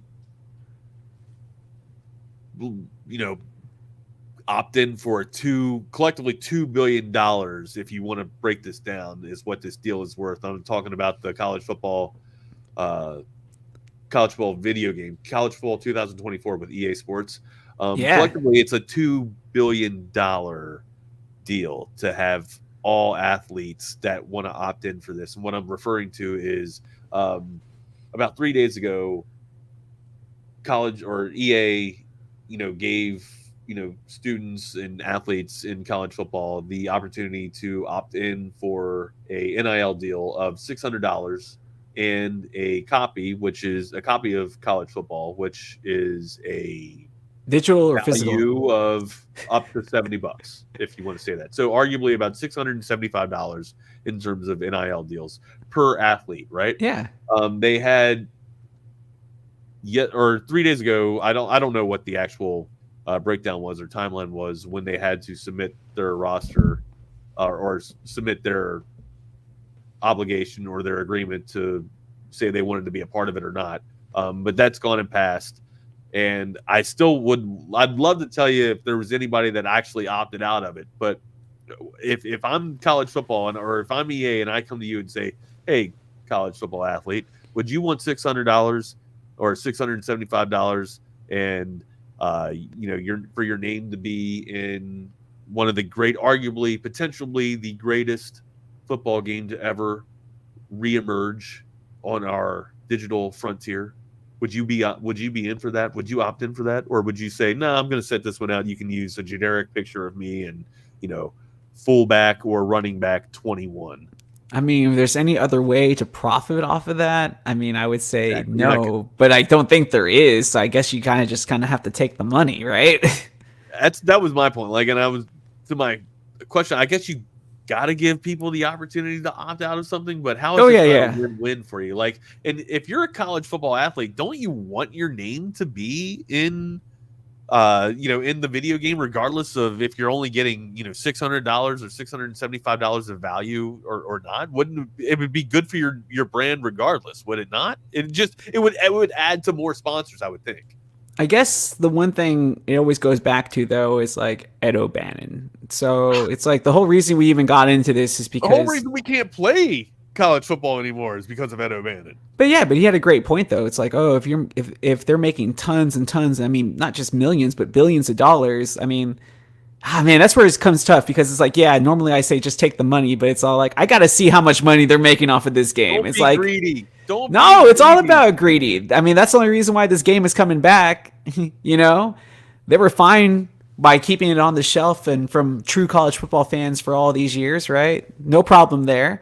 But now, the problem ever since 2014, there's been a problem. We haven't had college football. I don't know how adamant you are of a video gamer, but I'm that's what I was saying. Kevin Dunn still has leagues to this day that he's still building off of on his PlayStation 2 with college football 2014. That's exactly where I'm getting at, Wags. Rolling with it. That's what I'm saying. EA had no problem withholding this series for so long and not trying to figure out an answer. They could have done this on their own without NIL deals, So now that it's convenient, it's still I have to see what the final numbers are, because it's my question was, how did they arrive at $675? How many players are there? I would essentially, there's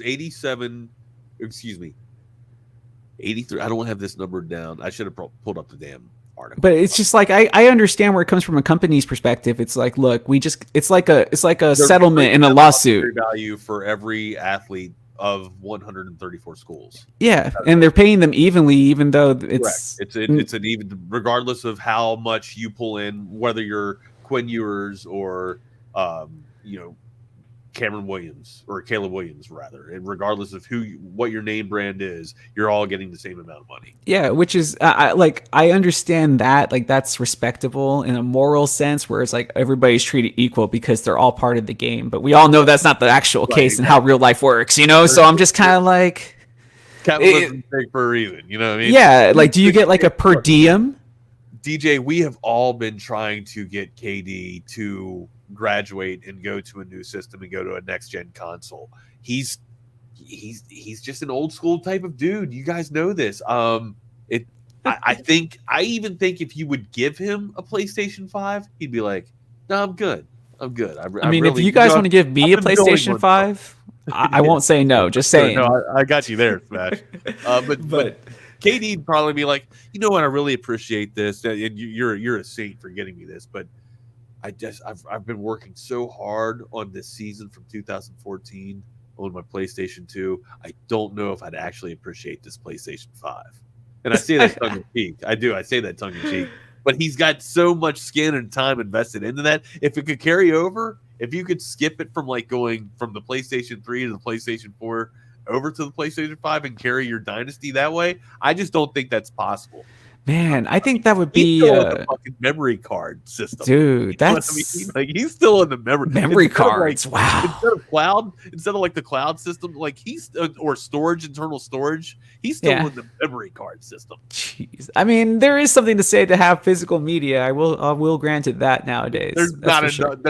You can get over physical media. You can't, man. Or the physical property of physical media, though. You can if it was still available to you, but the problem is like once you lose the physical media, like once it all digitalized, it's like then you have gatekeepers, so you don't necessarily have free access to the digital media, you know. And then there's these people that have been able to take the digital media that you did own, like Crunchyroll, who went under, and then they take it from your account. God, what are you reading my mind? No, not necessarily. I just like I watched a lot of YouTube random stuff, and that came up randomly, and I was like, oh, I didn't realize this was a thing, and people were upset because they were losing whatever films they had purchased or series or whatever, and they're just gone. It's like there's no refund, there's no nothing. It's just gone. You spent the money that you supposedly own this thing digitally, and it's gone. So it's just like that's kind of messed up if you're asking me, you know. After Arizona. After the Arizona game last night, I watched probably 3 or 4 hours of Gundam. Oh, okay. Yeah, Gundam Wing, which you guys know me. I'm a huge Gundam fan. I recommend you guys getting into the OG Gundam first before you get into Wing or you get into. There's a lot of series. There's a lot of OVAs. I recommend for you to skip. So you could probably skip Seed if you wanted to, but. Anyway, it's cool that they all interconnect, though. What's that? I said it is cool that they all interconnect through lineage.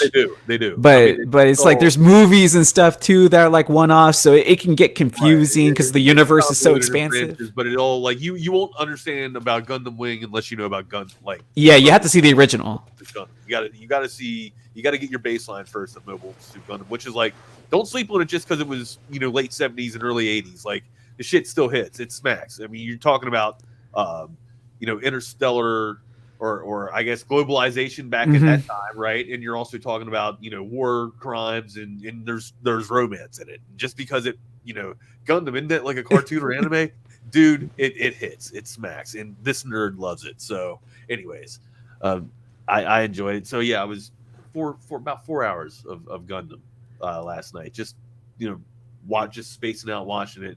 And then I come to find out that it's being removed and taken off of Hulu. So now I had to up my resubscribe to Crunchyroll, which there's some good shows on there, but I feel like I'm really only getting Crunchyroll for Gundam. So yeah, man, and that's what kind of sucks is that we all moved away from like cable to streaming just to be stuck in the same.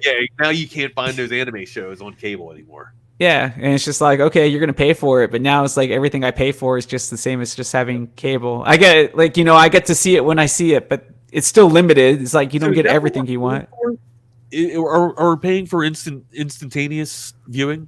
Yeah, man. Whenever the cable network or the cable provider wants to put it on our catalog. Yeah, because you have to pay a fee too to have it. Because syndication is how those. I always forget the fees that they got to pay. The fees that we pay. Depending on what they have in their programming and their time slots and commercial slots that they can sell for it. Because I saw this when I was working in local news back in the Valley. It was just all like, for the local broadcast, not everything is nationally syndicated. Like I worked at an ABC affiliate, so it's like, we had to put on Ellen and we had to put on some other shows. But during the day, it was like whatever we wanted to put on. That's what we would sell for. And that's where the money for the station would come in for, not necessarily off of the news, but off of the additional programming that you would see throughout the day. What's DJ saying over here, Wags, where he says, have you guys ever looked into the revamped 2014? Revamp 2014 of college football. What were we talking about here? Yeah, because I know we were talking about KD and him. Can you elaborate on this? Yeah, DJ. A little bit here, DJ. But I was like, comment, by the way, I think it's hilarious that KD doesn't, or that Kevin Dunn doesn't want one. But like all these dudes out there, I'm sure if you put a PlayStation 5 in front of Kevin Dunn, he would hook it up and play it. I'm sure. But I'm saying like all these other dudes out here that have wives that are like don't like them playing video games or haven't owned a video game system but are all into college football because everybody played this game 20 years ago. When I was going to college, this was the game you played in the dorms. Everybody played against each other.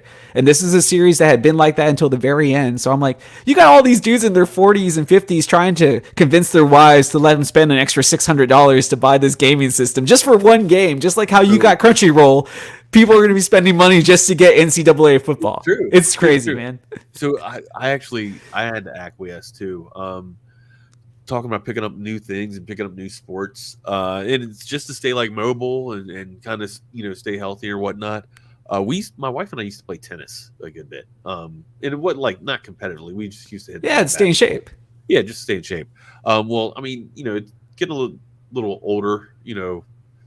Getting a little harder to do so as we get a little older. And, of course, she's got rheumatoid arthritis and stuff like that. I always forget, man. Yeah, she's always just such a positive and nice person. So I never. And she's so athletic and mobile too, right? Like I never put two and two together that she's in pain. Right. But and to alleviate that and to cut down on that, we actually found pickleball. Nice, man. Yeah, America's fastest growing sport. How? Dude, they're everywhere. It's fun. Dude, I go to the park at least 3 times a week to try to work on my jump shot, maybe kick some soccer against the wall. Jump shot, work on your form. Well, you're gonna have to help me out, man. So we just got some gear, picked up some new gear and started picking up some pickleball there. We're looking for leagues. We're looking to people to play with and play against. So, dude, man, if you live near where I live in one of the parks here, man, there's people playing pickleball every morning to the mid afternoon, and during summertime, there's gonna be people playing like every morning. It's legit. Like it's been taking. But if you go to where Austin FC2 plays at the pitch, they have pickleball courts out there too. Oh, right on.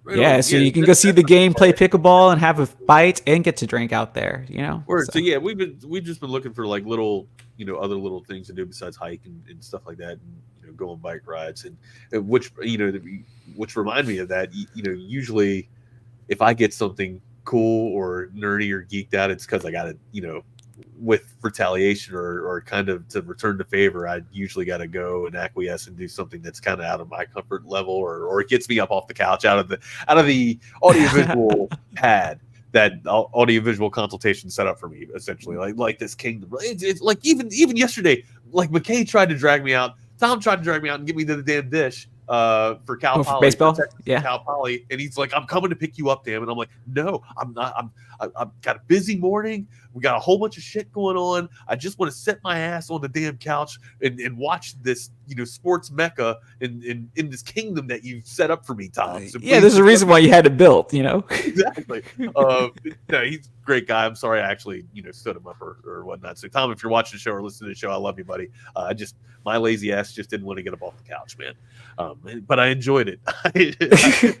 I enjoyed watching Texas get beat down, and I enjoyed watching the amazing comeback between Baylor and Cougar in the Houston Cougars, but too little, too late for the Baylor Bears. But anyways, Houston going up against Houston, like we were talking about in the first hour.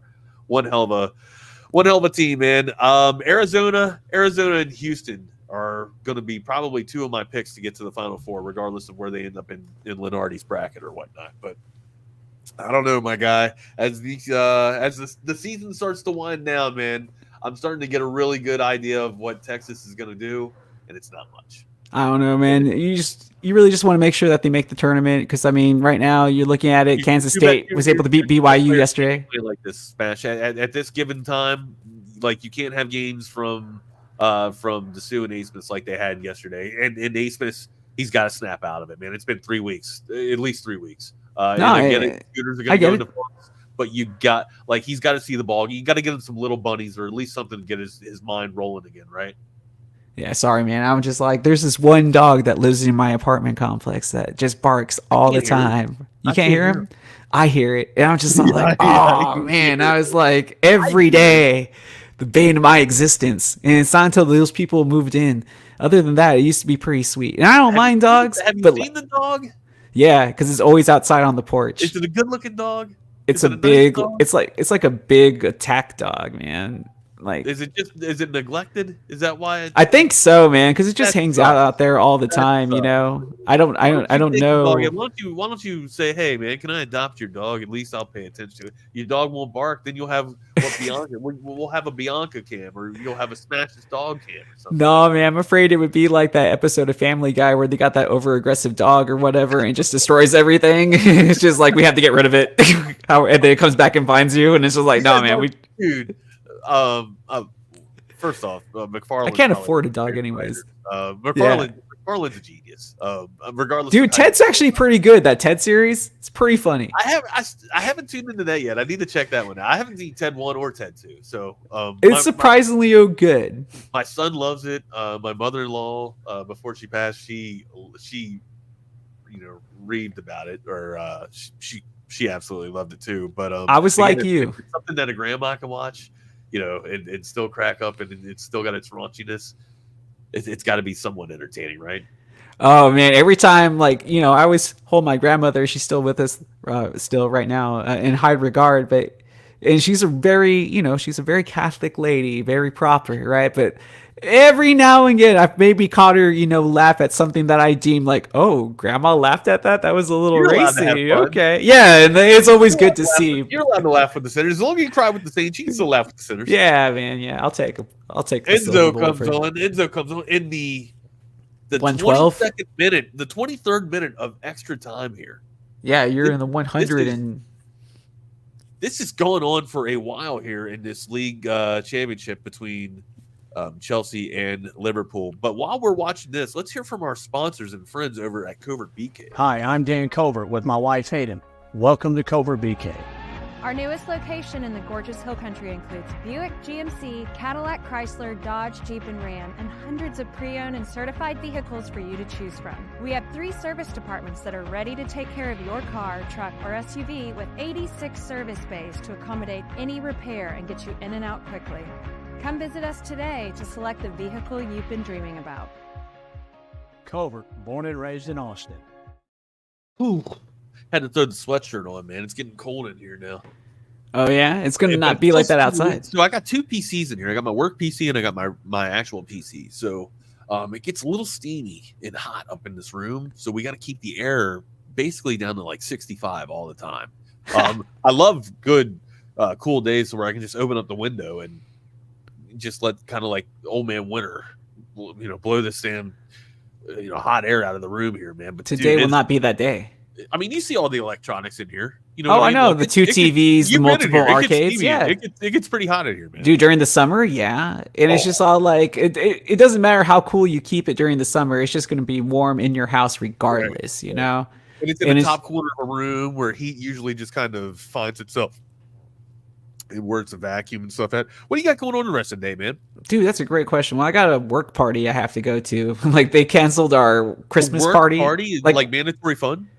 Kind of, sort of, not necessarily. They were just asking, but I was like, I've been at the company for a couple of months now, but it was supposed to take place back in January. It was supposed to be like their Christmas party, but somebody got sick, the host, and then it got pushed back, and then they were going to do it on Super Bowl Sunday, and everybody was like, no, we're not going to a party on Super Bowl Sunday. Everybody's watching the game. So today was the day. So probably that. It's supposed to be hot outside, dude. So maybe some soccer, but really, I'm pickleball? kind of. You gonna do any pickleball? Oh, I don't know. Maybe go shoot some hoops though. I did that for the first time this past week. I played against some college kids, man. Did you sign up for a league?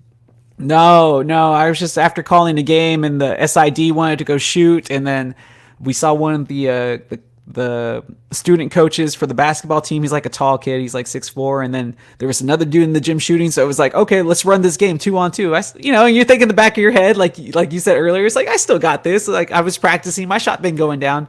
Nah, dude, shooting over somebody that's quick and 6'4" is like completely different now than it used to be 20 years ago. My knees are just not the same. I have no quickness. You can't even make space. You can't even make your own space. Dude, it was like, yeah, because like my step back, all he had to do was just put his hand up, and I was just like, okay, I can't shoot over you like this. And yeah, man. Like staggered screens or whatnot just to try and get you open and get you loose. But dude, even that didn't work. And then create the separation, they're still going to close on you. So yeah, but the big thing that people forget when like it's like, okay, offensively it wasn't that bad. Like I could still drive and do all these things, and I hit some pretty insane shots still. So it's like I still have that, but it's like I'm too old now to defend hard and be able to do all that scoring still.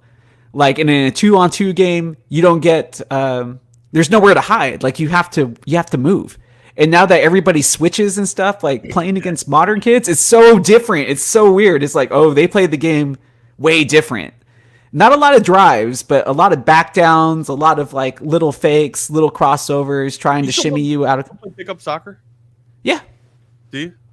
Oh yeah, I played last weekend. I'm trying to play this weekend. I just don't know if I'm going to have the time with the party coming up tonight. But yeah, I think I scored like twice last weekend. Find some ways to stay active and just keep my mobility.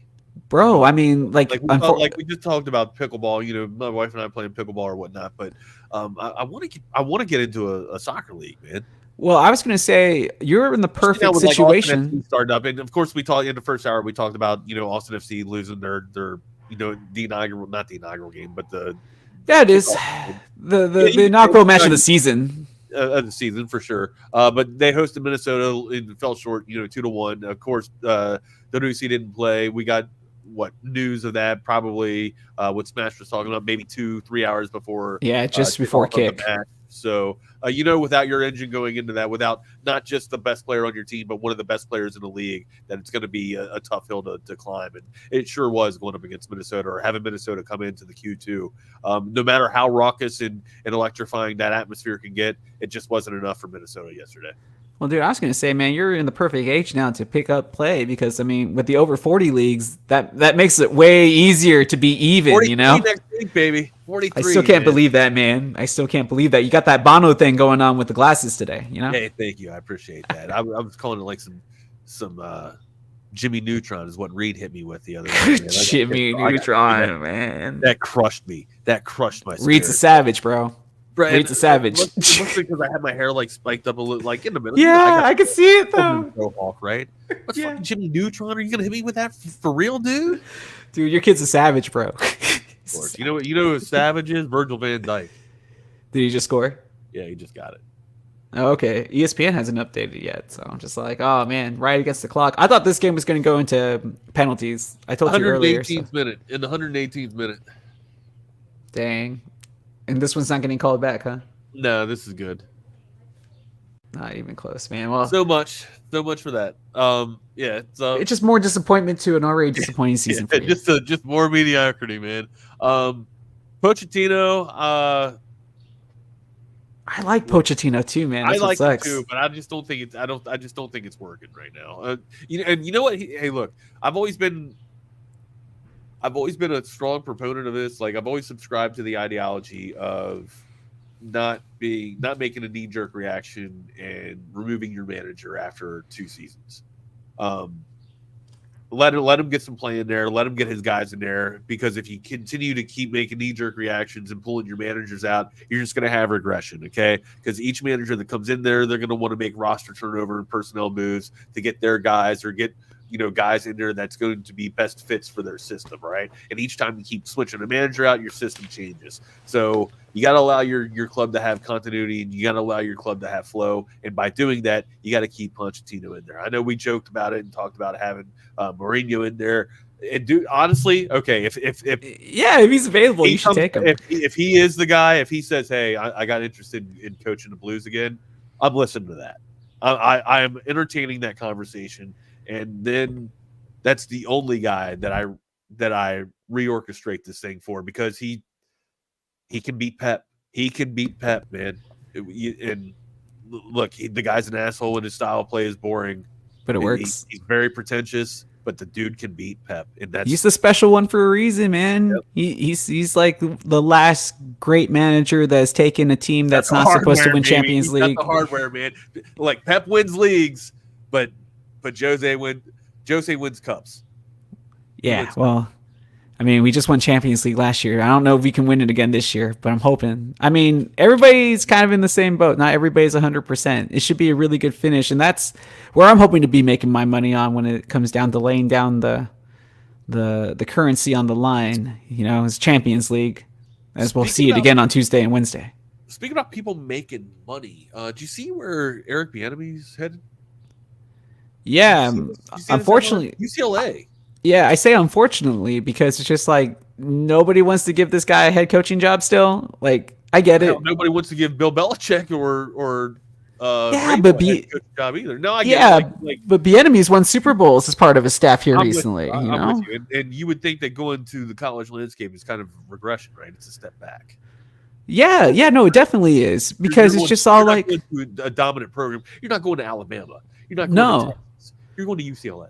Yeah, and you're still not a head coach. You're an associate. You're like the associate head coach. Like, and that's essentially you're the associate head. Yeah, exactly what you just said. You're the associate head coach. So you're the runner up for the next job. If this guy fucks up, you're getting the job. Yeah, and you're still the offensive coordinator. And it's like, okay, so basically in the same position you were with Kansas City already. And it's just all like, is there something on Bieniemy where like, is there some sort of beef in the background or something like that with people that make decisions? Or is there something that we don't know about him? Like, because if he gets so highly praised on TV all the time and from ex-players all the time and from other coaches when they are having to be the media pundit all the time, then why isn't this guy hired as a head coach? I don't know. That's like, this is one of the rare times. Big eyebrow raiser for me too. Now, yeah, there's been no negatives that I've ever heard from him. Everything's just been positives, but yet there has to be something lacking or something personal, or maybe he just rubs people the wrong way when it comes to decision making. I don't know, but like, it doesn't make any sense. Well, I mean, the only sense that I can see is that he was there in the early aughts, right? I think he was an assistant in 2003. Eric Bieniemy was. I think he's a Cali guy too, right? Like he's from that area, from that part of the country. So maybe, trying to get some roots in terms of recruiting there. I mean, I really don't understand this move. I just don't, to be honest. Yeah, I was like, I really don't. It looks like, I mean, him and Deshaun Foster can make a run at this thing, though. I mean, these guys can be one hell of a tandem, and it could be a dynamic duo, and we'll see one thing's for sure, UCLA definitely needed Eric Bieniemy. You know what I mean? Like, it's a great get, one hell of a find for UCLA. I don't know how they pulled it off. I don't know why. Besides maybe where he's from, Eric Bieniemy would want to take a step down, because you got to figure that somebody in the NFL would want the tutelage or want the philosophy, the offensive philosophy of Eric Bieniemy. Well, it's just kind of like, okay, so the Atlanta Falcons went out and hired. The Atlanta Falcons went out, hired a retread and Raheem Morris. I'm with you. I liked the Morris hire. I thought Bieniemy would be. That's what they really needed, though, is the offense. The headliner, the marquee guy first, right? Exactly. That's why I don't understand. It was like, oh, there's jobs available, but like nobody considered this guy again. Like Bieniemy in San Diego. Like, I mean, Harbaugh going to San Diego. Oh, does that just kind of tell you that Michigan's going to get hit, like bombarded with sanctions of some sort? I don't know. I know I'm telling you I don't know a lot here today, which I hate saying that, because usually I love to give you informed opinions. But I mean, that's what it kind of seems like, right? For this. Like, I just really don't. I'm stooped. I'm really stooped. But it's like, I feel that's what's going to happen. It's like, oh, it's the captain leaving the boat before it goes under, because they know it's going to go under. So Bieniemy did attend school there at UCLA in Southern California. Okay. He did coach there. I was right. He was there from 2003 to 2005. Nice. Good pool. I don't know why I remembered that. Dang, that's when I was in college. I'm just like, oh, that was a long time ago. I was in Iraq. I'm doing something called fighting a war. Oh yeah. That's probably what I was stupidly engaged in stats and statistics. Trying to get back to America, to our little gated community, and become the next Iron Eagle or the next Al Michaels, so to speak. See, I never knew that you thought of it that way, because like that's not what I ever strived to be. I just ended up being a broadcaster. I guess I'm like the worst person in this industry. No bullshit. Like I've always wanted to be in video games. I just never knew how to get into video games. I wasn't a computer programmer. I didn't do any computer science growing up. Hell, yeah, it really wasn't a thing. I have a hard time finding home keys still. You know what I mean? Like I look down like Charlie Brown and still find, I know how you feel. So I just didn't know the avenue of approach to get into gaming. Just happened to land in that spot somehow. But I've always wanted to be in broadcasting. I've always loved sports, and I knew that if you're an athlete, the game is going to end for you regardless of you going to the pros or you leaving in high school. It's going to stop. It's a matter of time. It's only a matter of time before it stops. You got to find a succession plan. You got to find a way to or if you want to stay in sports, you got to find a way to have that succession plan to where you're in the area or in around the game or sport, if you will, in a sense, and for your career, right? It's hard. Yeah. To me, I considered being a coach. I didn't want to go down the road and be a teacher and have to deal with the other kids the shit that they go through right now. Yeah, man, I'm with you. I always thought I was going to be a coach too. I think I'd be a fantastic mentor and a fantastic teacher. I just don't want to deal with that. It's not worth it, man. That's the problem. It's not a rewarding job. Yeah, and it's freely, you can admit that. I'd love to make impacts. I'd love to impact a young man or a young woman's life. But it's just at this point, the juice isn't worth the squeeze. So to speak. Nope. You're going to catch a lot more shit than you are. And possibly a bullet, so I'm good, you know? Exactly, and possibly a damn bullet. Yeah, man. What's up, Mike? How we doing, brother? So anyways, I don't know. It's just I've always I thought about being a coach, but I've always wanted to be in sport regardless of what I did after being an athlete, and broadcasting just happened to be, the avenue of approach for me to stay in sports or stay involved in sports. I played sports all through the Marine Corps too. Like they were inaugural sports, but I still played. I played football up until I was like 28.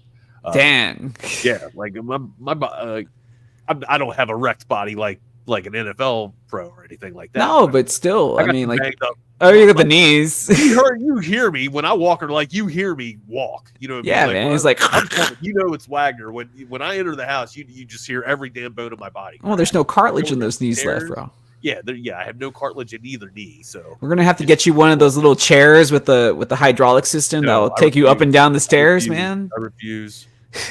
I refuse to do that. That's like so fucking. You want to talk about circa 80s? Talk about chairs. Yeah, little lift chair. Push the button. What the hell? That's from The Office. Yeah. Lily, come back. Don't you see?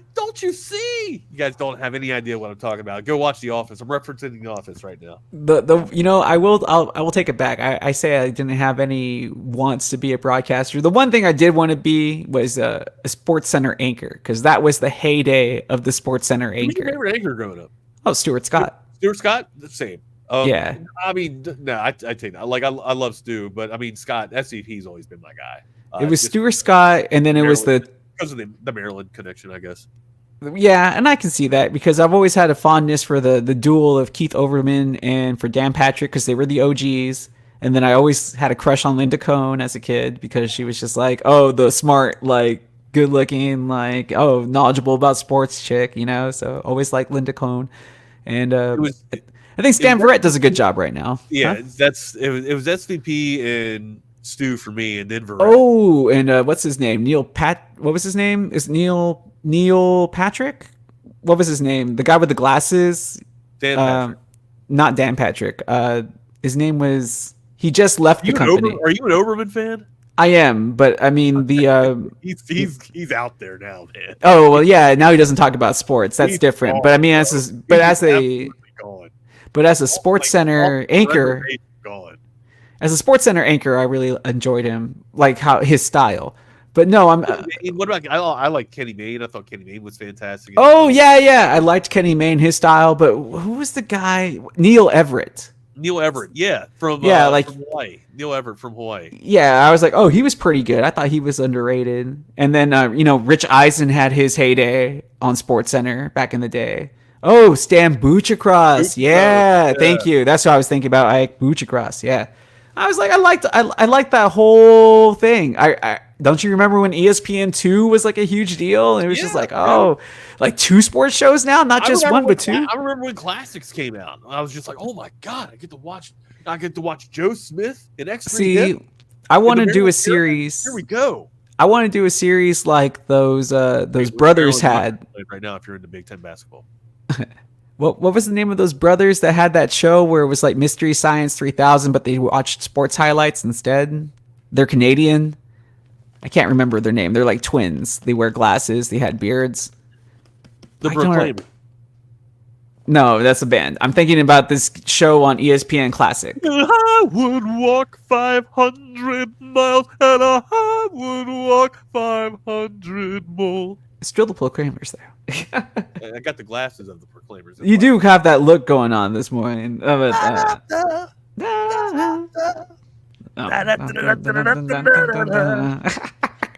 there we go. It's a catchy song, admittedly. You know, man. No, it's awful. It's that's from Benny and June, isn't it? Excuse me? That's from Benny and June, Johnny Depp movie. Oh, I don't know, man. Come with the circa.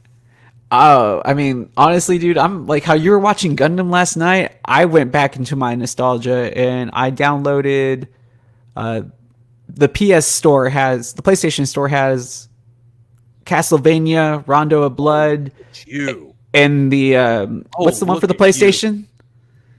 Simon's Quest. No, the one where you're Alucard.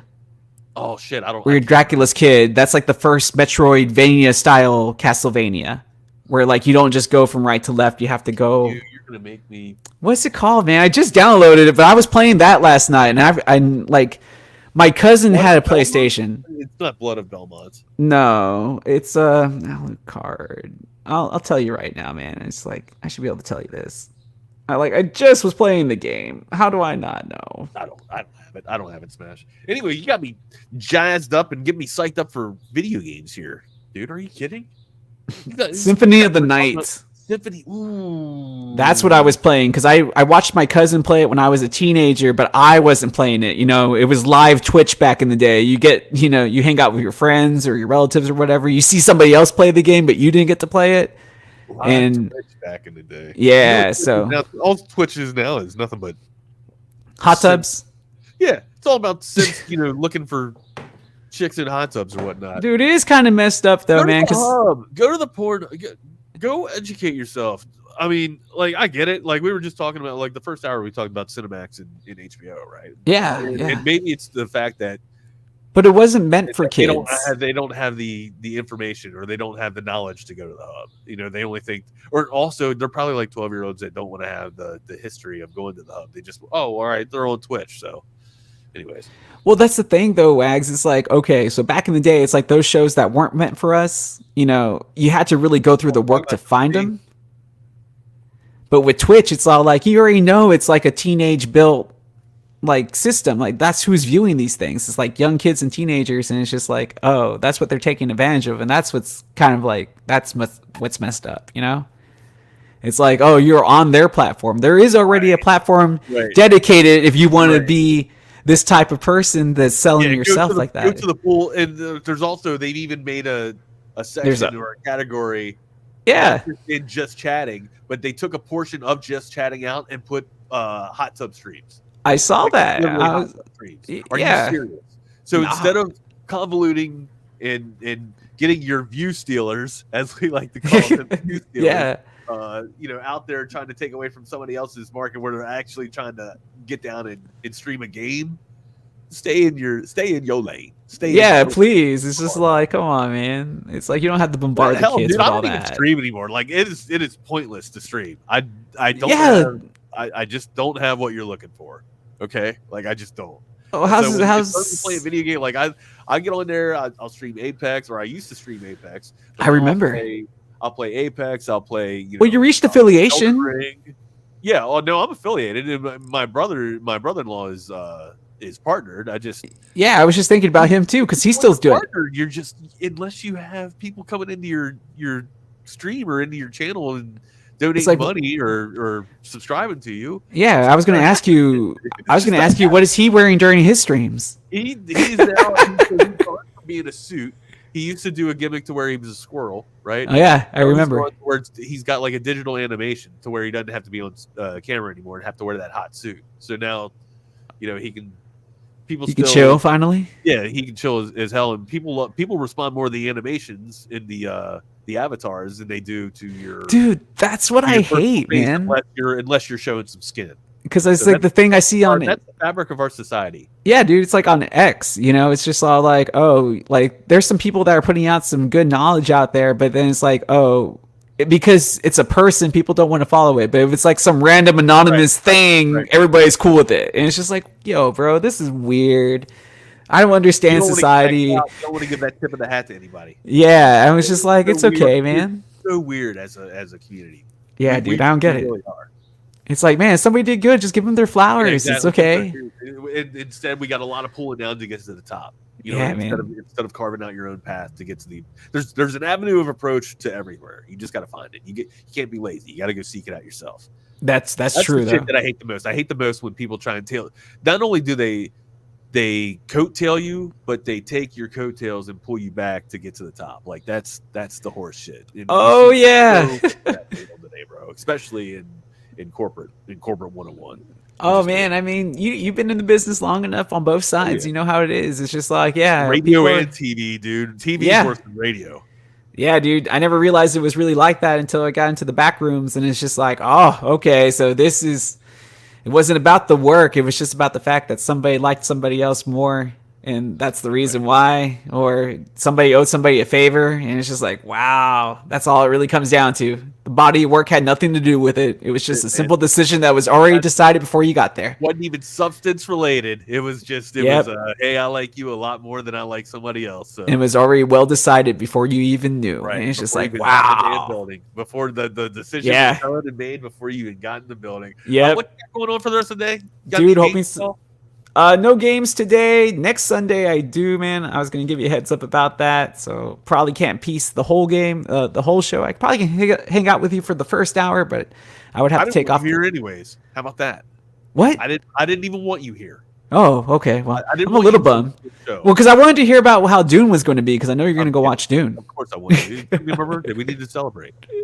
I'm going to go watch it solo. I'm going to go watch Dune solo Thursday night. Well, that's the best way to experience it, because you can actually not get distracted. This Sunday. I had a chance to go see it today, and I declined. You declined? I declined, yeah. I mean, Sunday seems like it would be a little too full. Like, you wouldn't get to appreciate it like you would at nighttime during the week, you know? Right. Like, I want to go Thursday night, kind of just chill, and hopefully there's nobody. I'm sure the fucking theater is going to be packed. Well, the good thing is that if the theater is packed, though, it's with people that have the same interest, at least movie-wise, that you do, so everybody's going to be into it. We'll see. I mean, I kind of kicked myself in the teeth for not getting the 4D or it's 4D. Yeah, man, it is in 4D. Dude, so I saw part 1 in 4D, and it was fantastic. And did it make you feel sick? No, it was cool. I didn't appreciate when there's the flying scenes and there's the it's a blowing wind at you and stuff. The pilot scenes, or there's air on air. Yeah. It's distracting with the chair, man. Just the chair bumps all the time. It's cool at first. It's like an awesome Universal Studios ride, but like it gets old. A movie for what, 2 hours? 3 hours? All right, I'm done with the fucking chair. You know what I mean? Yeah. Keep the air. Give me the ambient smells or whatnot, or trigger my senses that way or something like that. But I can go without the rattling in the chair like a damn roller coaster. Yeah, dude. I get motion sickness. Again, it's really cool at first. It is, but it's like, bro, it's enough. It's a gimmick that gets old real quick, but it's nice that they thought about it, isn't it? I mean, especially when you're trying to eat. Like when you're trying to eat. It's like I could just imagine you finally is it settled down now, so I can finally have a bite, and then like as soon as you try to do. Yep. Got some NBA to watch too. Celtics on an 8-game winning streak. We talked about that. They're Mavs versus Pacers. East. They tip off at 4. We also got some Mavs today as well. So look, talked about that West. That West is it's a damn guillotine of nothing but the best quality in the NBA. Well, 1 through 8, I think it's like a 2.5 game window here. Yeah, man. There. You got like a 7-game stretch between 1 and 2 in the East. And you have to remember, you don't want to starting away with this thing. You don't want to be the 6 through 10 teams either, because you don't want to get stuck in the play-in tournament, because that's just extra basketball you have to play. So hey, you know who's actually doing it right for the first time in like 2 decades? Who? Washington. You're actually losing correctly. That's so true. You're tanking. You're not going to get the 8, 9, or 10 spot. You're actually going to get a good lotto pick. I'm hoping for y'all, man, because I really appreciate the pieces that they sent to Dallas, to be honest. We'll mess it up. We will absolutely mess this up. Yeah, probably, but at least you're trying 100%. The right way. All right, my guy, we're going to get out of here, man. Thank you guys so much for checking out the Wagner Wire on Texas Sports Unfiltered. Again, we'll give a shout out to our sponsors between BetUS and we didn't talk about BetUS. Guys, if there's anything that you want to do right now, if you want to place a bet or place a wager or anything, you got to go to BetUS.com. They got the best props. They got the best wages that you can place right now. It's the #1 betting site in America. It's so easy to make a bet too. All you got to do is just click and paste, or not even paste, just click and click. Put put your wallet, get your virtual wallet up there, put a little bit of a deposit in there. Then maybe give you hit you back with a little bit of return funds or whatever or whatnot. It's easy, man. BetUS.com, the best in the business to do it. Make sure you tell them that Texas Sports Unfiltered sent you. The link should take care of everything. If you're watching the YouTube video, just click the link right there that you're watching on the video, and everything will take care of itself. But you do it with BetUS.com, my guy. I'm with you on that, and hopefully right. I'm thinking if you're playing that today, maybe Dallas on the road against Indiana. I think that's a good take. Might want to think about that one. I'm liking the way. I'm going to tell you to take Chelsea. It's a good thing I didn't. I'm sorry, man. I'm sorry. I thought for sure you guys might have pulled this one off just because when you have something to play for, it makes something a lot better to watch or a lot. Yeah, but I figure Liverpool is just trying to win the Prem, so this wasn't going to mean that much. They didn't even play their best players. I know, man. That's how it goes. Sorry, all right, bro. My guys, we are out of here. Thank you guys so much for watching Texas Sports Unfiltered and in the Wagner Wire. We'll see you guys tomorrow on Chaos Theory, and don't go too far away because Bucky and BK get you started bright and early in the morning. So for everybody here at Texas Sports Unfiltered, love y'all and be good. See y'all tomorrow. Where's the thank you button at Smash? I don't know. I've never seen it. There it is. Thank you. Nice.